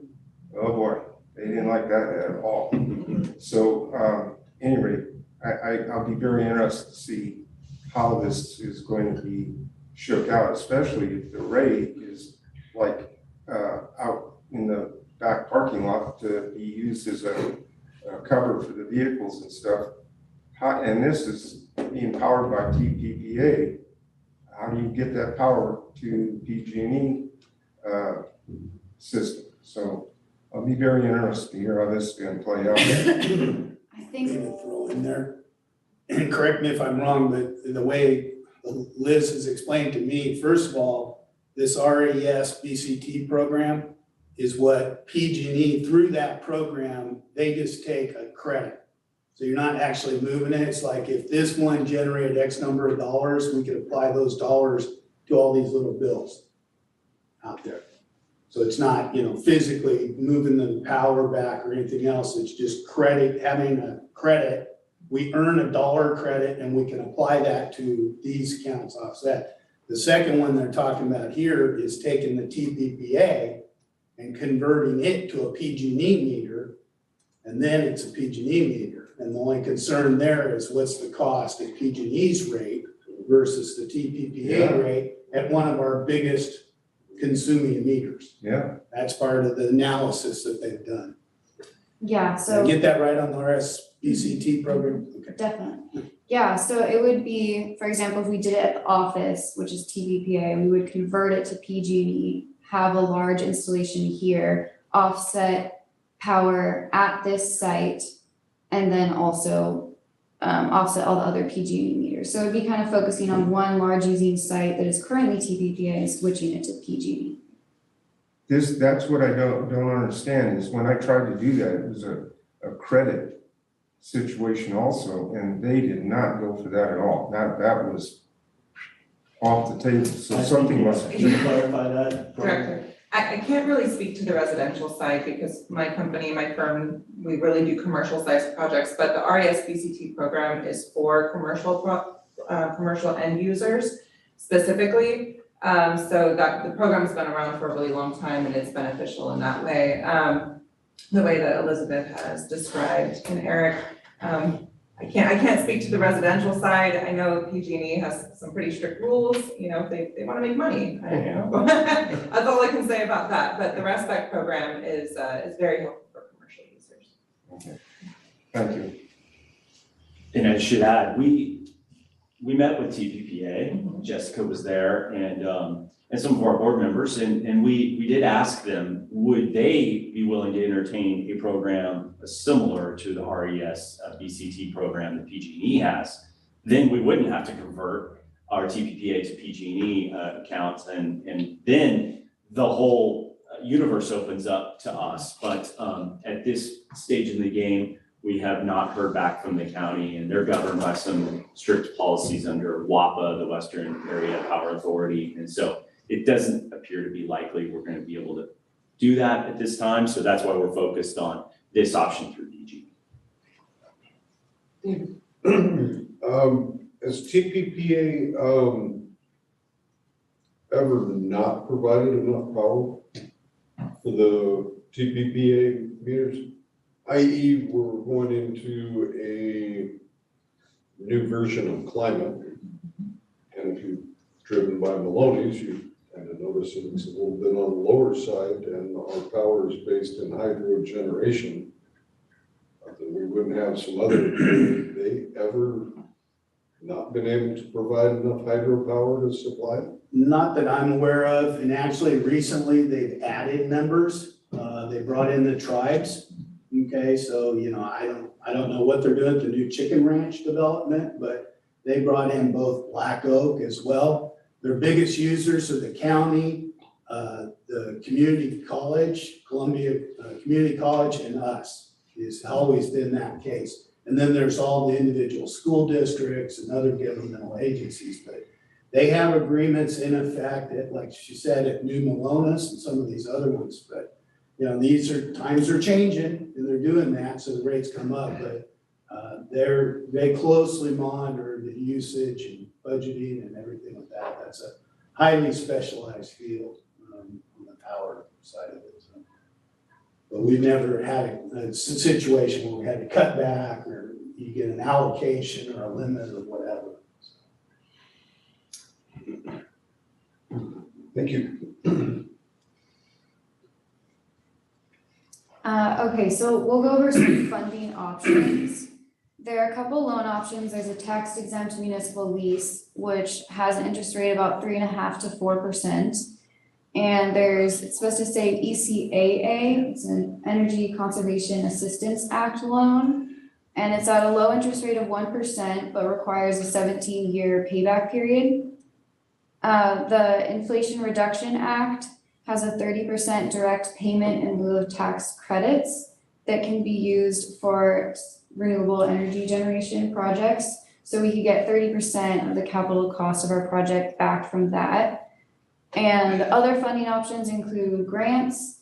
There's a Water Smart Water and Energy Efficiency Grant that comes out every June and July. And the Inflation Reduction Act has a significant amount of money budgeted that can be used for renewable energy projects. So we aren't sure what grants will come out from that, but we're expecting to see some grants.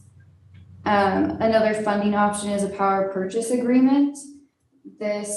Another agency would own and operate the solar panels in exchange for us providing the land, and we would get power at a subsidized rate. That rate is similar to what we currently get from TPPA, so this isn't feasible for TUD. And so to keep the payback period below 17 years, we would need significant grant funding, so about 20% if we get that 30% direct payment. So that's kind of the outlook at if we were going to avoid getting that tax exempt municipal lease loan, we would need a payback period of 17 years, which would most likely require us to get some grant funding. I think that's a good statement to let sink in.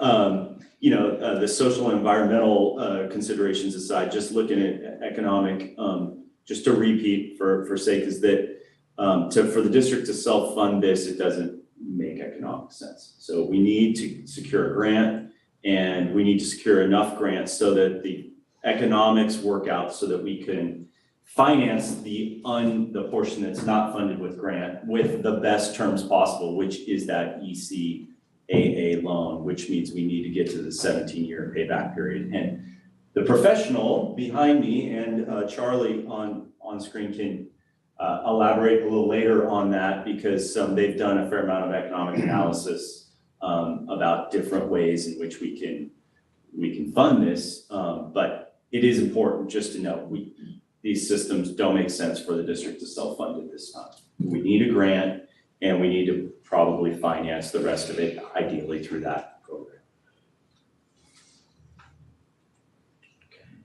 Oh boy. This is almost as bad as Steve's. This is worse than Steve's. Okay, let me transition over, to a PDF that we may be able to go ahead and expand here. Just one moment.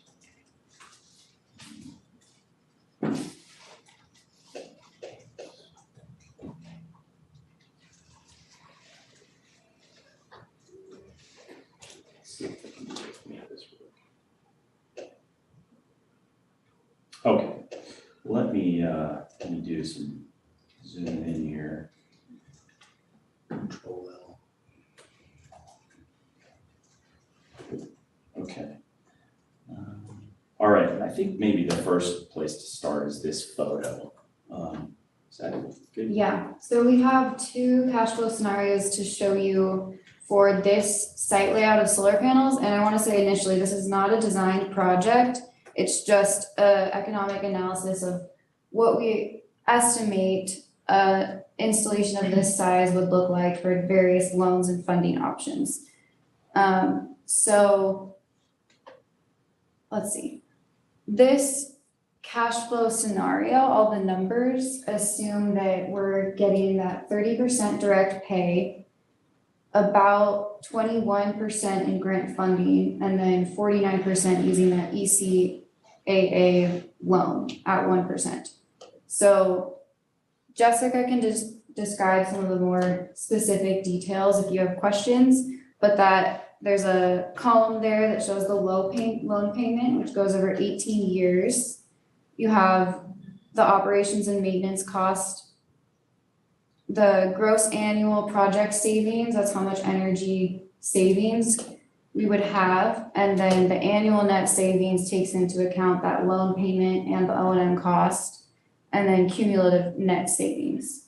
So we can get into some of the details if you have questions, or Jessica, Charlie, and I can answer.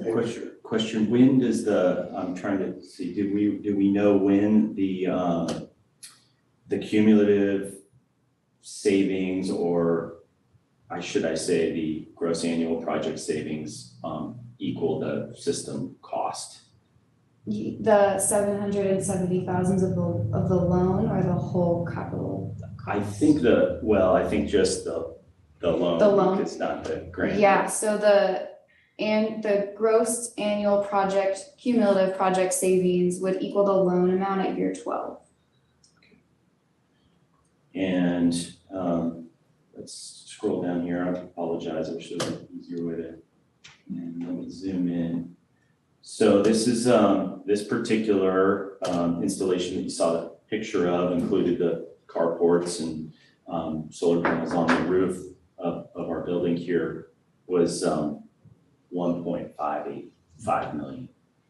And then you can see that maybe this would be a good time to have you speak to this a little bit. Sure. If you feel comfortable. Oh, yeah. Yeah, because a lot of this came from Solar Logic.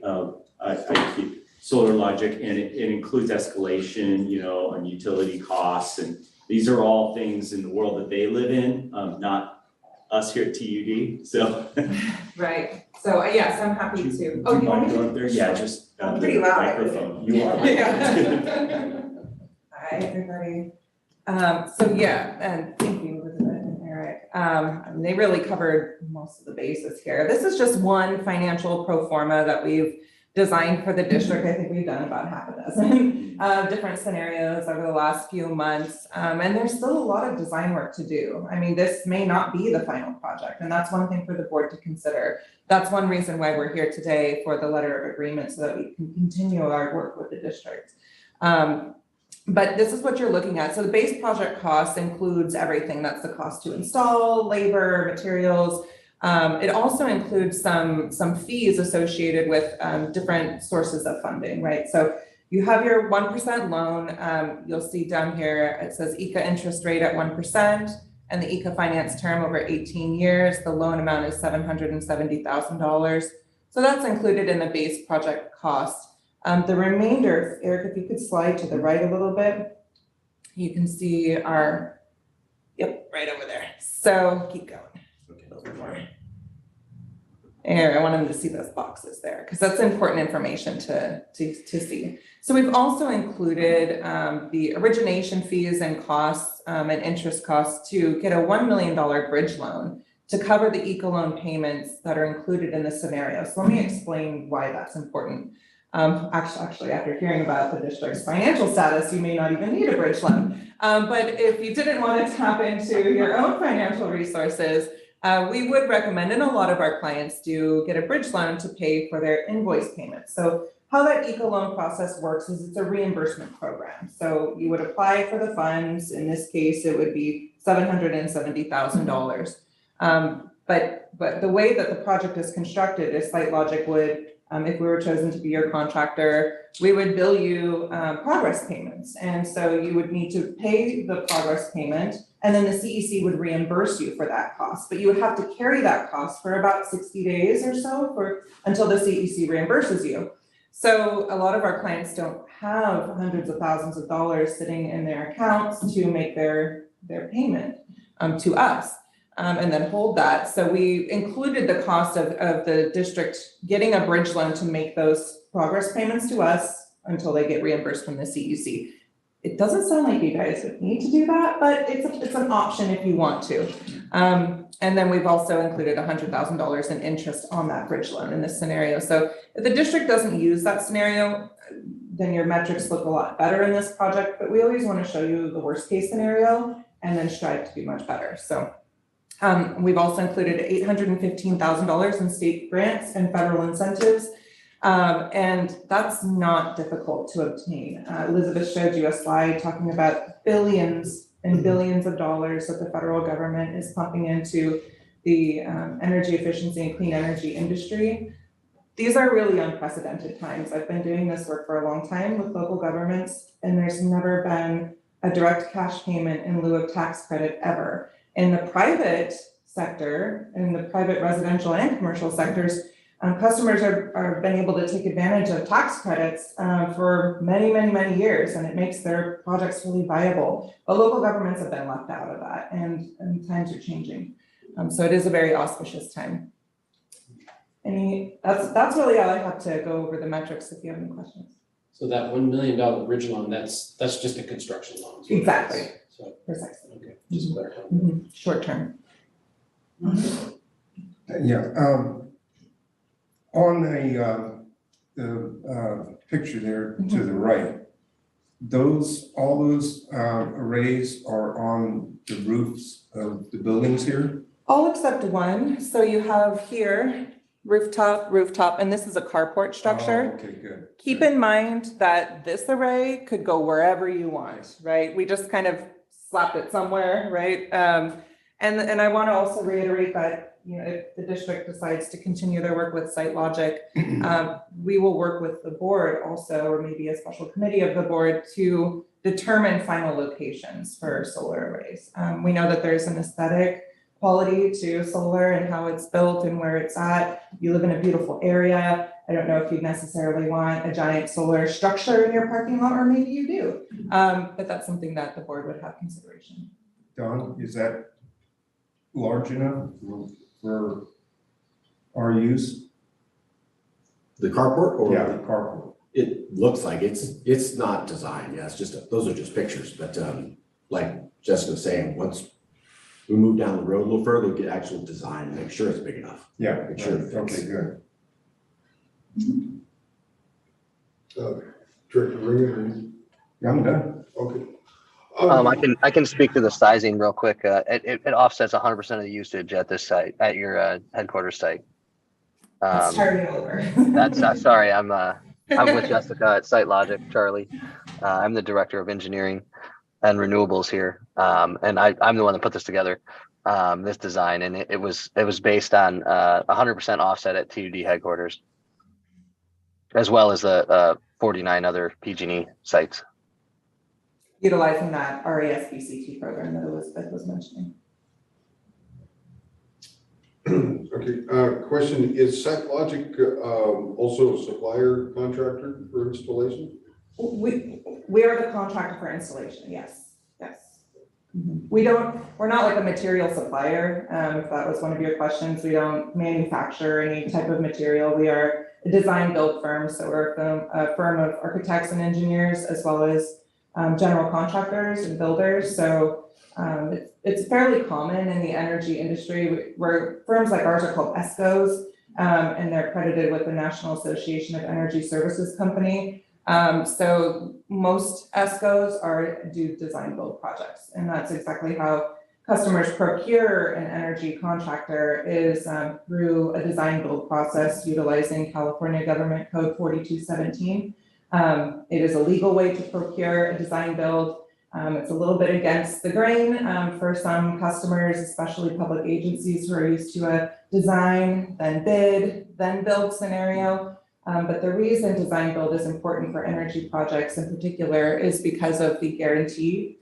So large firms like SiteLogic guarantee the production of your arrays so that there's less risk for the district, right? If you're taking out a loan, you need assurances that you're going to have generated enough electricity to generate enough savings to make your loan payments, right? And not have to come out of pocket. So that's where that guarantee comes in into play. Okay, and then the roofing section panels, what kind of inspection or rehabilitation will the roof go through prior to the installation? It will go through a lot of inspection, I'll tell you that. So again, this is preliminary designs. We would go through the as-built of this facility and any roof that we would propose putting solar on, as well as an engineering evaluation. If as-built are not available, then we may have a structural engineer come in and do an evaluation to make sure that it's safe to put solar on buildings. Of course, you know, if we're building it, we want to make sure it's safe because we're liable for all of your safety. So it would go through a thorough evaluation. Will the district actually be able to have input as far as when it comes to a land application, putting solar on it as to what land? I have a problem with solar kind of picking the nice flat spot to put solar on, point it to the south and you're good. Where the rocky south slope hill is good as well too, it's just harder to construct on. Absolutely. So the board would have a consideration in any final designs. I know you've got a very capable staff here and it's been a pleasure working with all of them so far. I feel like they would make that good judgment call and then bring it to the board for consideration before any project is finalized. Thank you. Just to add to that, I think you basically implied that there's a lot of design left to do here, and this site is just one of half a dozen different scenarios that we looked at. We did look at some other sites like down near Quartz, which you were aware of. I think looking at our wastewater plant, our new wastewater plant would be another site. So nothing's set in stone. That economics may work out better at another site, but we thought you're most familiar with this particular location, so it was the best one to show the board meeting. And actually, just to piggyback off of what Eric said, we also haven't even scratched the surface of adding battery storage to any of these projects, which I think Director Boatwright was mentioning grid resiliency. And if there's ever been an issue, our climate is changing and that's a fact. Will the dam have enough water to provide power? Well, TPPA can buy power from other sources and provide it to you, but it will be at a cost to the ratepayers. So having your own power generating facility and then coupled with a battery storage option would ensure the district's resiliency in the event of some catastrophic scenarios. I'm kind of putting the cart before the horse here, but I'll bet that the roof system will be strong enough to hold the arrays.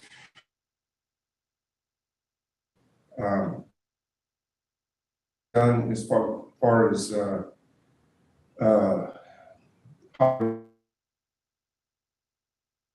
in the last couple of years, it had been absolutely eye-opening, and I've never seen it be that strong before, and that would be a concern that I would have. Absolutely. Charlie, would you like to speak on that? It kind of was cutting out slightly, but it sounded like you had a concern about the structural evaluation or wind load on the solar array on the rooftop. Is that accurate? Yes. Correct. Yeah, we would design. It's usually either wind category B or C, depending on the area, and we would build it to local codes and meet all of the requirements of the authority having jurisdiction over that. And there would definitely be a structural engineer involved that's going to be doing the wind load calculations as well as live load and dead load for the structure itself. Thank you, Charlie. But if after all of those evaluations, if the board's still weary of the dangers of wind, and the panels only sit about this high off of the roof, they're pretty close. Wind oftentimes will go over, but you never know, right? It could pick up and carry, and there can be bad wind events. So if that is a concern for the board, we could put all of that solar on other carport structures across the parking lot, which would pretty much take care of that for you. Those structures go about 16 feet into the ground, Charlie? Yes, that's accurate. Depending on the soil conditions, yeah, I'd say 10 to 20 feet is about typical. They also make a product that you can put around the edge of the solar called a skirt that would deflect the wind from going underneath the panels. Also, if there was a catastrophic event, sometimes it's good for keeping critters and birds and things out too. Yeah, good point. Jessica, this will show my ignorance with solar, so I apologize in advance. But in looking at your numbers, the operating costs are almost nothing, non-existent. My question would be is that as far as operating maintenance, if you look outside, our cars get about an inch of dust on them every week because we have a slash pile right next door. And they operate it basically almost 24/7. Yeah. Do these have to be cleaned? I mean, what happens when you have a Part of the operations and maintenance would be monitoring the production and then washing them as needed.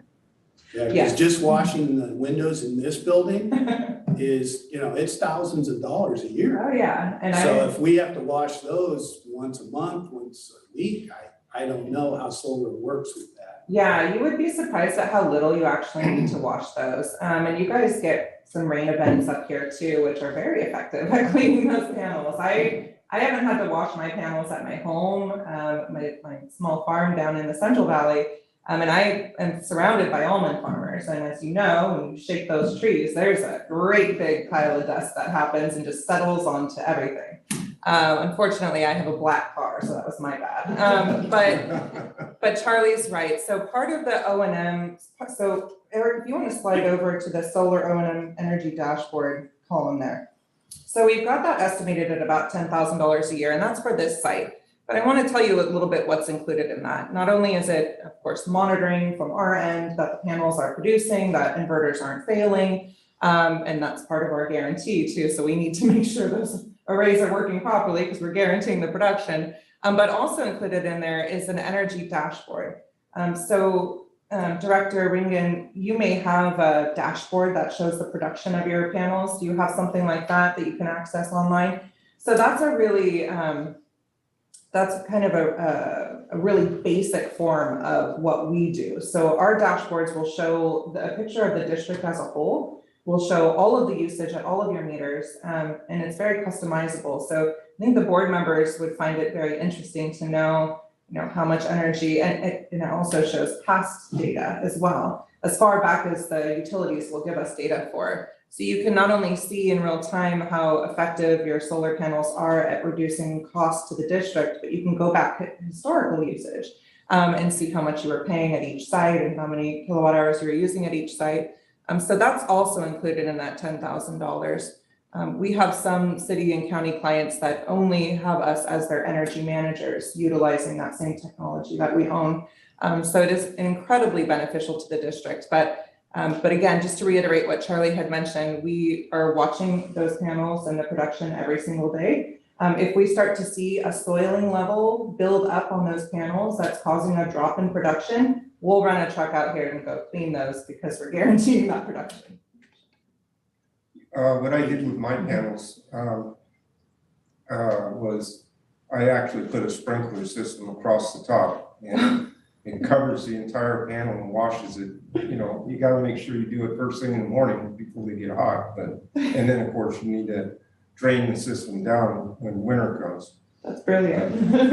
That's brilliant. If I did that at my home, they'd be covered in calcium drops. Yes. Yeah, I just want to comment. First of all, I'm really glad we're having this conversation. I'm glad we're not waiting for the county to figure some things out. I really appreciate the proactive leadership. I think what was missing in the slide presentation was the California, the mandates and the carrots, and you mentioned the carrots. But this is a reality to transition to self-sufficiency. So the message of being self-reliant, having local control, hydro is not as reliable. PG&E knows this also. So I'm really pleased that we're having this conversation. What I'm interested in, I'm not interested in enlarging a huge footprint with new panels and an expensive NEPA to figure that one out. I'm looking at employee safety here. I'm looking at boxes that we can check that are indicators of climate change. One of them, and if you go back, please, Eric, to that, the slide that shows our footprint, our built environment footprint. Are you referring The to aerial picture view of here? the district with the asphalt. There we go. Okay. So a lot of built environment people that are dealing with climate change are very, very concerned with what's called heat islands, and those are those asphalt patches of built. So water can't penetrate that. We have runoff. We have a bunch of stuff.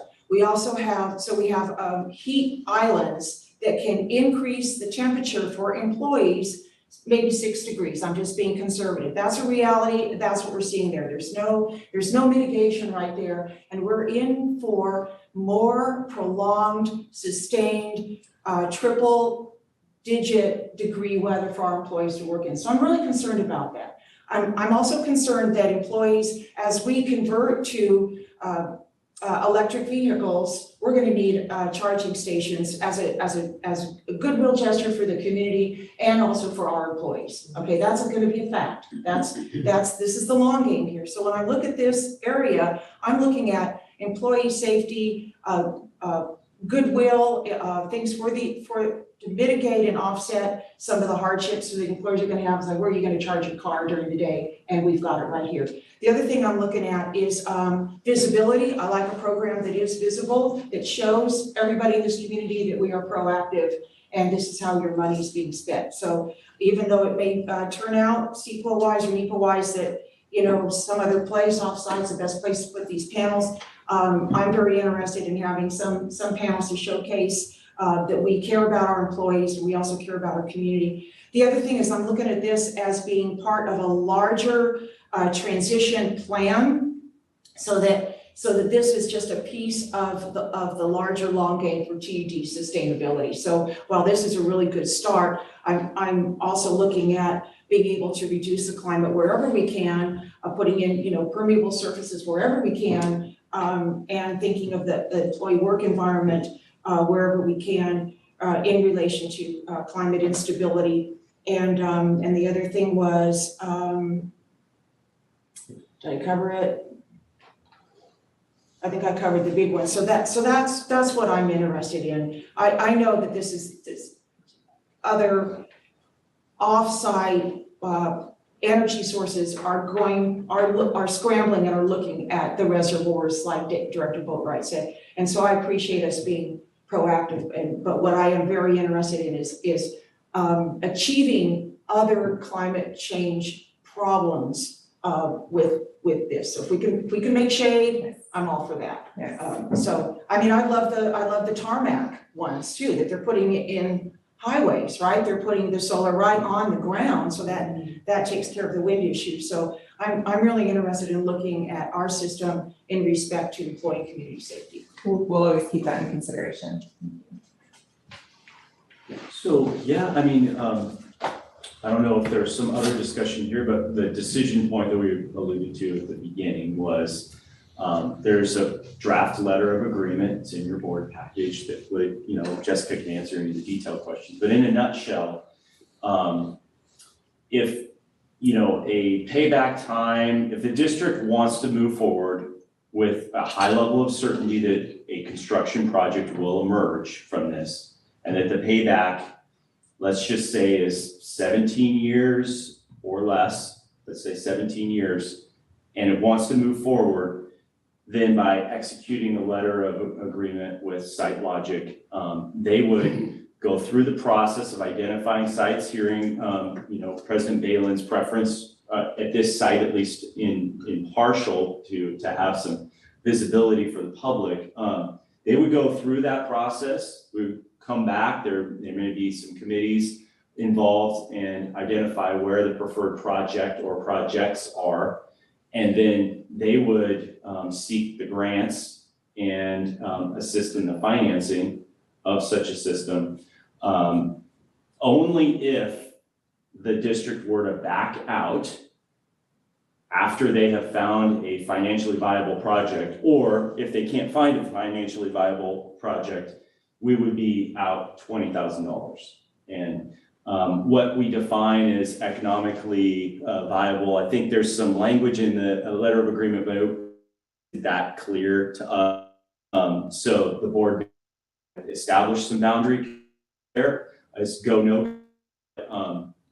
I think in a nutshell, that is the question for the board, is if they want to proceed with site logic on it. For Sierra Pines as well, they would handle everything from the design and the financing all the way through to construction, and then, as you can see, operation and maintenance as well. My own personal opinion on that is that you folks have established apparently a very good working relationship with them. And from the information that was handed to us today from both ladies, and I think that that's the plan. That would be the way to go.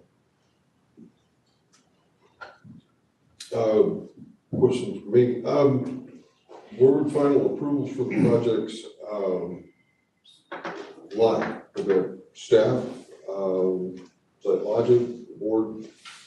Who makes a decision as far as okay, this is, like I said, my biggest heartburn, I don't have a problem putting it on a sturdy roof, making sure the roof's rehabbed. You can cover up all the asphalt you want, suspend it above to increase the viability of use of the, extend the use of cars and all that. And like I said, when it comes to building on flat ground versus the rocky slope and the horrible, oh my gosh, I can't use that for anything else. That's where the solar panels go. It may be hard to build, but hey, at least then you're using that property, and to me, design only lasts a minute. Construction's an hour, and use of it's going to be a lifetime. Might as well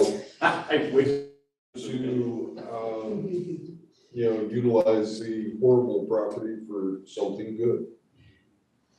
I'd like to speak on that if that's okay.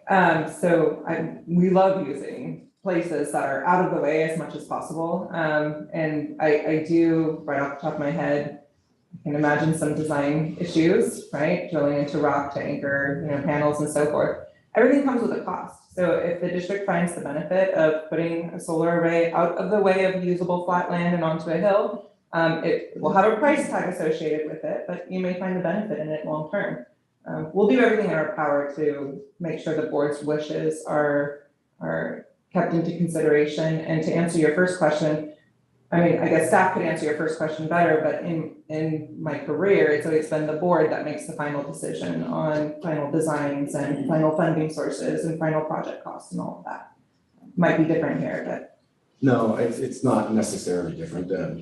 This is really unique, and I want to kind of wait my time to speak. And first of all, I just got to say, Elizabeth, I'm so impressed by you and your work, your quality work. Your delivery is beautiful. You're doing a great job, so thank you.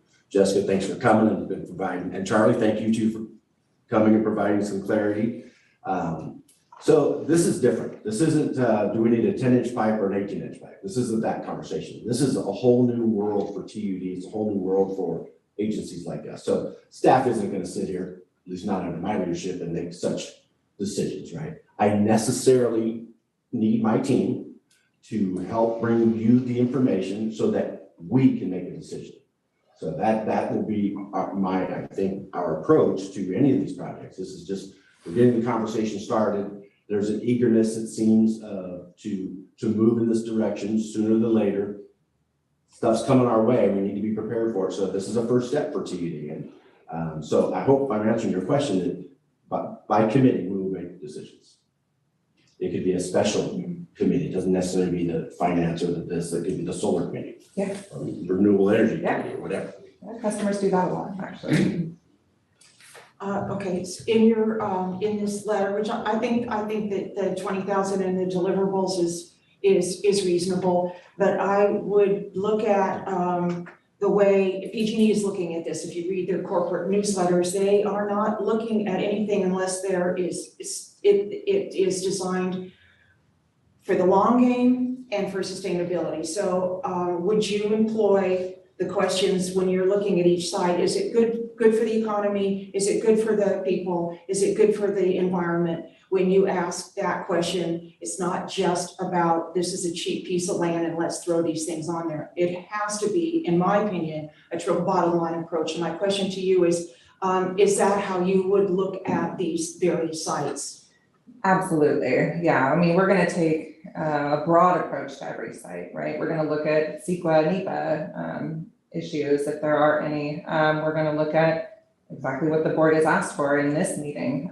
So if the board decides to move forward with Site Logic, we'll jump right into our next phase of planning and development. We'll be meeting a lot with staff. But I've made lots of notes, and I know Charlie's made lots of notes about what your wishes are. That's absolutely taken into consideration for every project. And I just have to say, it's more than just wishes. It's the carrots that the state is giving us, dangling for money. So they want to make sure that we're looking at this in that totality way, because that's the direction we want us to go. Yeah. I just have one more thing. So let's say we sign this, you guys go forward, then the more or less the deliverable is a presentation that says, here are the alternative sites. We have evaluated these. This is the metric we've used, and here's what we recommend. Is that kind of where we're going? Essentially, yes, yeah, yep, exactly. But to add to that, here's the financial criteria, right? Here's how we would propose funding this. Here's a rough timeline on when we're expecting more information about these billions of dollars in grant funding. So yeah, with all of that, plus the financial piece, that would be the next deliverable. And we can invite the county to be there. Hopefully we'll get some news from Liz in the meantime. We did propose a really great idea to her that for all intents and purposes, there's no reason why they should not be able to provide that scenario similar to the RES VCT program at PG&E, except there's no value of a stored credit, right? That was their big thing, is that in their bylaws, a TPPA customer can't benefit financially from stored or from overproduced credits, not benefit financially. They're not allowed to give how did she put it? Basically, PG&E will cut you a check for extra energy that you produce, and there's a dollar value to that. TPPA's bylaws don't let them do that, but we didn't ask for that. We just asked them to, on the back end of the meter, to distribute, right, to credit other meters on the back end for the extra energy that was produced. And she paused and she thought, and she goes, I have to check on that. But it wasn't a fast no, it wasn't a hard no. So I feel like we're gonna have plenty of time in this design process. It will take some time. And within that time, we'll keep pinging Liz. Have you made a decision? Have you asked the right people? Because that scenario would unlock major doors for TUD. I mean, all of these financial performance would change for the better. So we're definitely going to try to keep hounding that option. I know the Board of Supervisors really well in this county. I'm at conferences with them all the time. I'll be seeing them in 2 weeks. And I'm pinging them all the time too. Hey, you know what we're trying to do at TUD? And so if they have any influence at all on that decision, then I think they would be in favor for it. So just know that we're working all the angles on behalf of TUD. What you're saying is that it just boils down to whether they can just do an accounting Precisely. entry. That's all it is. It's just behind the meter in their Excel sheets kind of deal, and I don't see any reason why they cannot. So we'll keep hammering that, because that would change the whole thing for you guys. Good deal. Thank you. You're welcome. Yes. And is there any further comments from the board? Oh, yes. I just wanted to let you know that Director Murphy exited the meeting at 10:51. Oh, okay, thank you.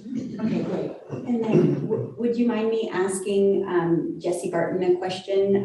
Director Murphy sent me some comments on this item after she departed the meeting, and I don't know if they're admissible or not. I don't see why not. I don't know the nature of the comments, though. Are they relevant to this agenda item? Yes, they are, and how she would vote on it.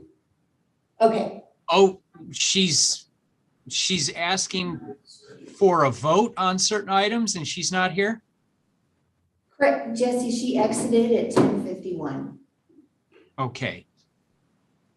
Well, if she simply has questions, those can be answered by the project proponents or whoever is, best suited to answer those questions. But if she's asking for a decision like a motion or something like that, she needs to be present for that. And she needs to be present to vote. Yes, yes, very much. Yes. There's a mix of comments and a way she would vote, so We can do the comments, but not the voting. Okay, then would you like me to share the comments? Sure. Okay. Okay, she says that her 2 cents, directors had great questions and comments.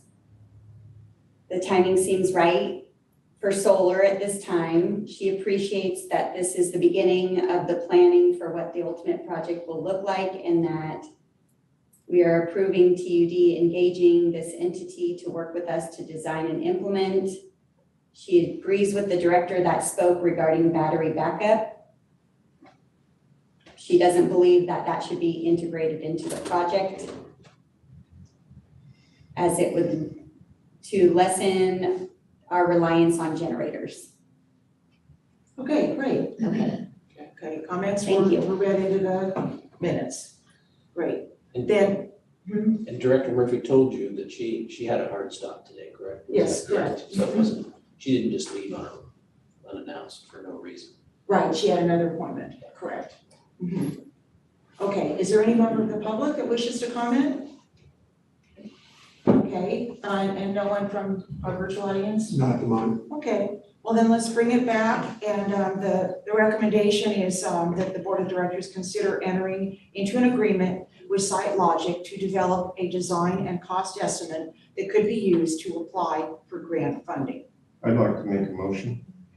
Okay, I'd like to make a motion that TUD staff sign and execute a letter of agreement with SiteLogic IQ. okay, like enter, we would enter, Yeah. okay, that's all, okay, great. I would second that. Okay. If there's no further discussion, then Melissa, will you please call for the vote? Okay, Director Balin, Aye. Director Boatright, Aye. Director Kearns, Aye. Director Regan, Yes? and Director Murphy absent.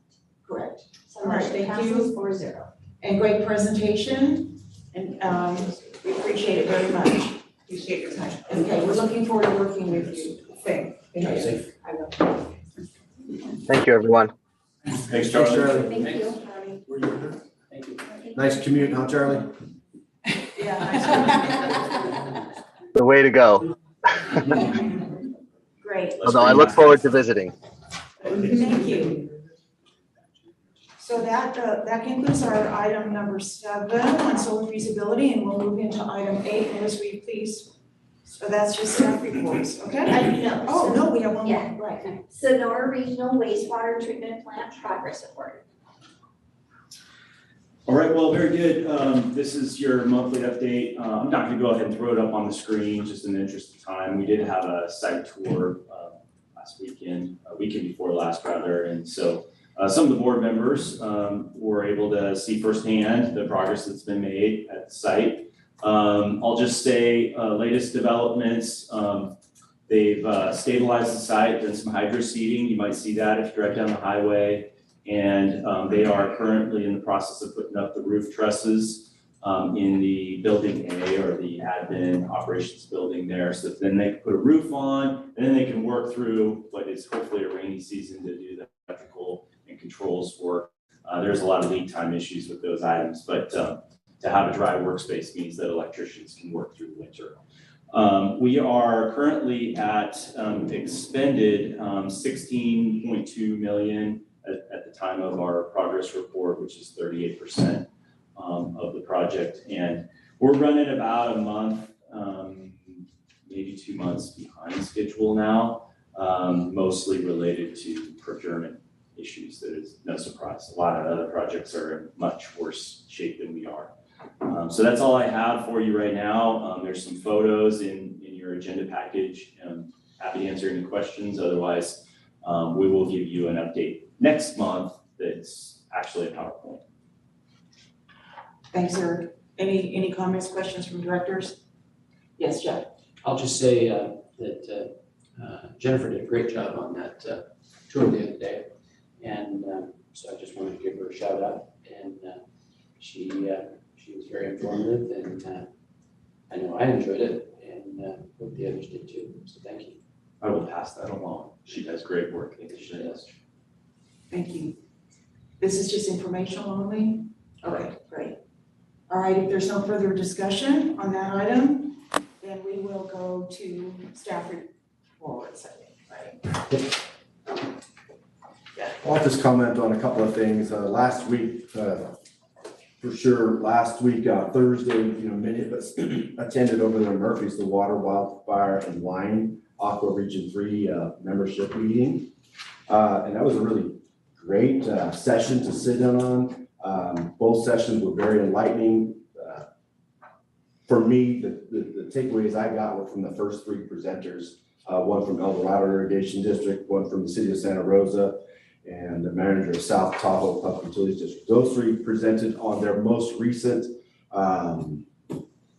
lessons learned from fires that they unfortunately had to endure in their communities and their systems. Their message was powerful. The information they shared was invaluable. I know I had a lot of takeaways, personally, and I know Eric Hall did as well. We've made some contacts with all three of those agencies, and we'll be getting more information so we can build on those lessons learned into our EAP here locally. So it was just great. And then the whole eye-opening about biomass fuel generation and all the benefits of that. We have lots to learn on that as well. But thanks for the opportunity to go. Many of us went. It was right over there in Murphy, so it was quick and easy to get to. It was great. Then on Friday of last week, we had a little bit of a last second, thank you, Abby and Emily, for putting this together, a manager's meeting over coffee over Snooks. And I wasn't sure how it was going to turn out. I just felt compelled, Tom Trott has been doing something similar to this thing for many, many months. And so it just seemed like a good time for us to get out of here. We say our doors are open, and they truly are, but it's difficult, I think, for the community or public to come actually through a few doors to get to my door. So, why not get out there in the public and provide an opportunity to the public to come and ask questions and hear about some of the latest things going on. It was pretty well attended. I didn't count, but maybe 10 to 15 people were there. We were there an hour and a half almost to the dot. A lot of great questions from the public that showed up, and we provided a lot of good answers. So I was thankful we did it, and I look forward to maybe doing that again. So anyway, that's all I have for today. Yeah. I just wanted to make a couple comments about your first item that you had. Well, I totally agree with you that was a phenomenal program, and it was a real eye opener. But I guess where I'm going with this is, I would if you looked at the pictures that they showed us of the devastated areas, what we could see was the standing fuel was not the trees and the brush in town, it was homes and buildings. The trees were still standing in green. The other part that came out of that was the fact that they ended up having benzene found in their drinking water after they got their systems back up. And that is very, very dangerous. And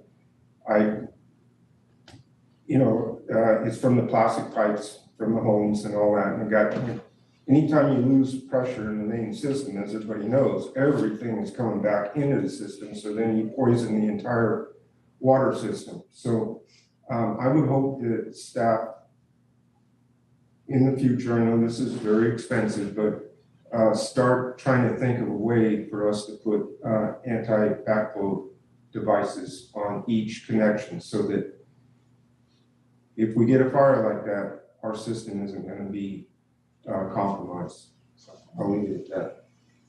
Thanks, and we'll circle around to director's reports here in a minute. Any others? That was it for you, Dawn. Abby, do you have something?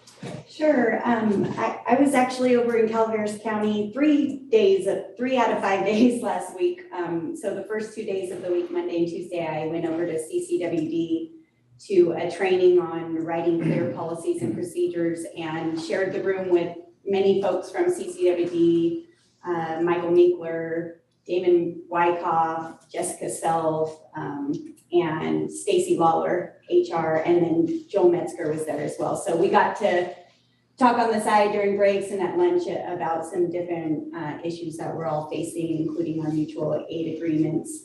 And then also attended the Aqua event, and that was really, really great. And then the coffee talk, and I just wanted to actually thank Elena and Jane who were at the coffee talk and had some really great questions and comments at that event, and hopefully they felt like it was beneficial, but really excited to be able to get out into the community and interact over coffee and answer questions that maybe might not be asked during these meetings. So that's my report. Thank you. Thank you, Abby. And anything to add? I'll just share with the board on that date, rather than being able to go and see the wine and wildfire and that.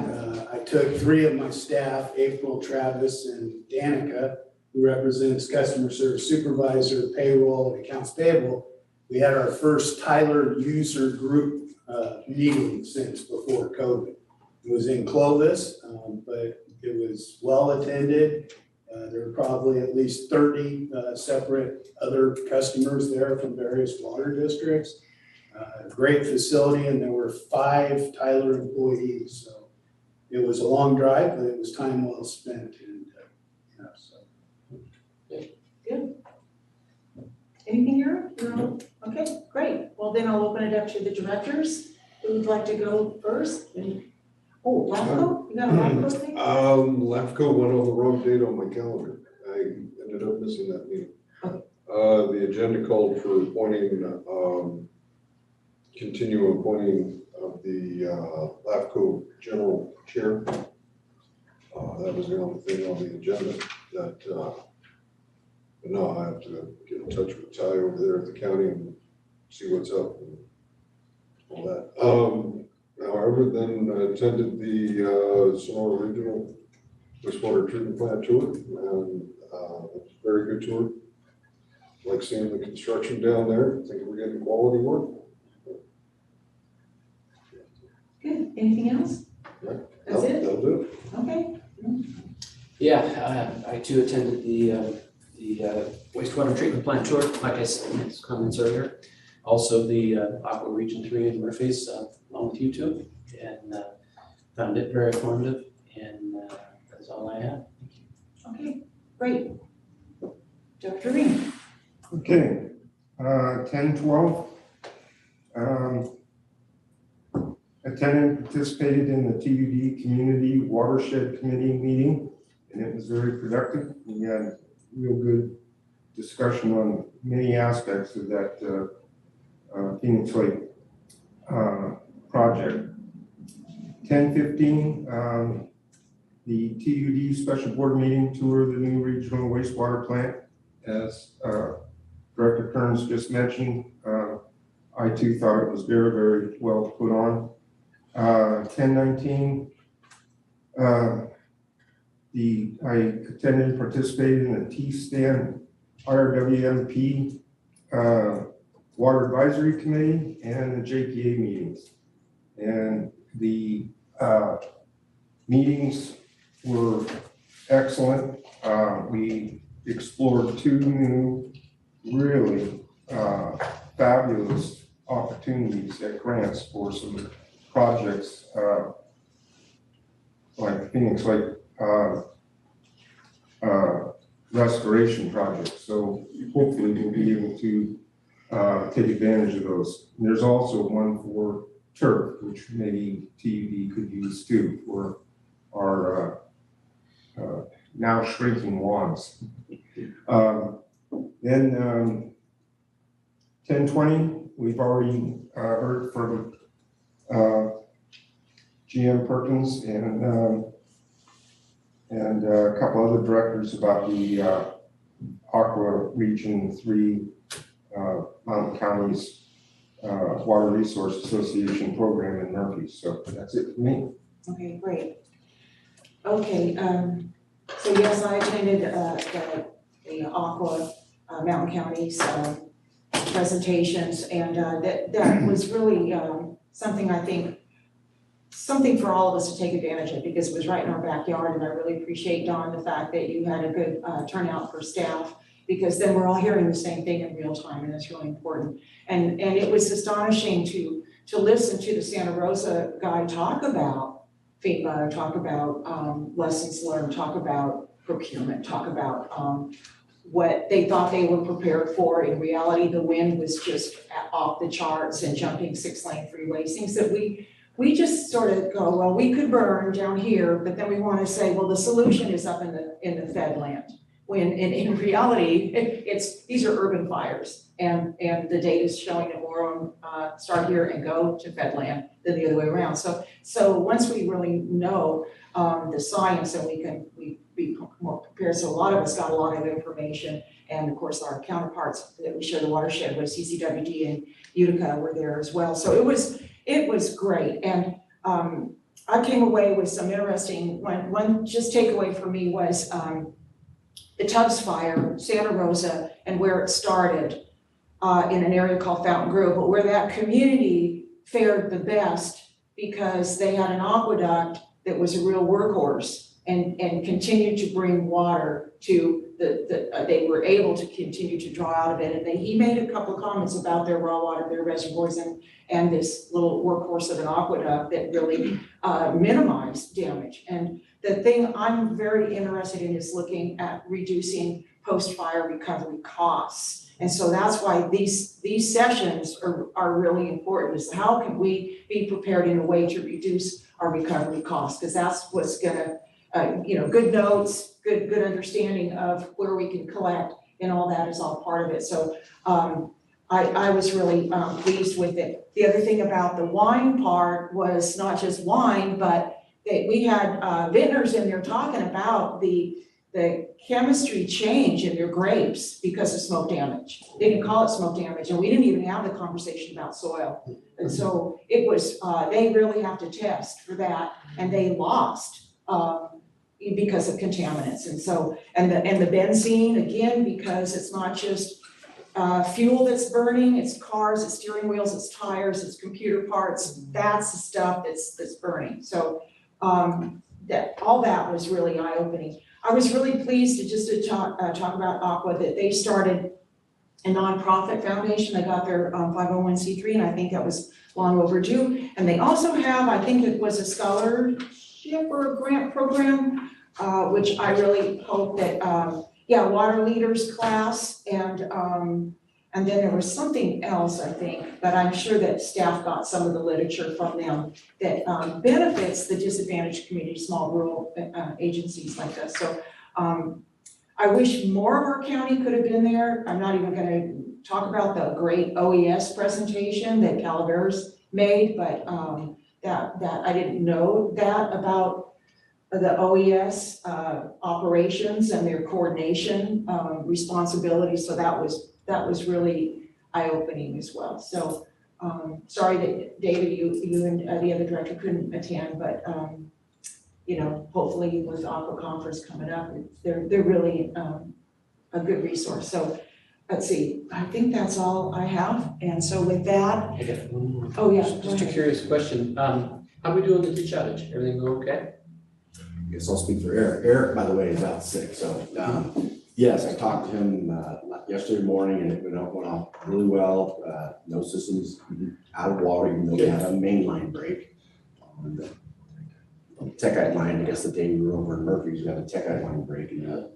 Anyway, bottom line is we survived. Nobody ran out of water. Nobody ran out of water. Good job. All right. And we got the maintenance work done that we wanted. And we got the maintenance. Good. Thank you. Thank you, Fred. There is a. Okay, so Jesse, we're gonna take a little break here, put it on pause, but before we do you have anything to add to the order here? I do not, no. Okay, then with that, oh, we need to read the closed session item before we go into closed session. Please read it. Okay, closed session A, public employee performance evaluation pursuant to government code section 54957, position general manager. Thank you. And Jesse, I think we're okay. We're gonna go into closed session, but I don't think it's something that you probably need to be into. I was just going to ask, I wasn't sure if I was going to ask it here or in closed session, but yeah, I think you guys got it all handled just fine. Yeah. Okay. Well, good to see you. Speak to you later. Have a good rest of the day. Thanks, See you, Jesse. Jesse. Bye. Thank you. Okay. See you, Jesse. So we'll take a 10-minute recess here. So that we'll reconvene at 11:30.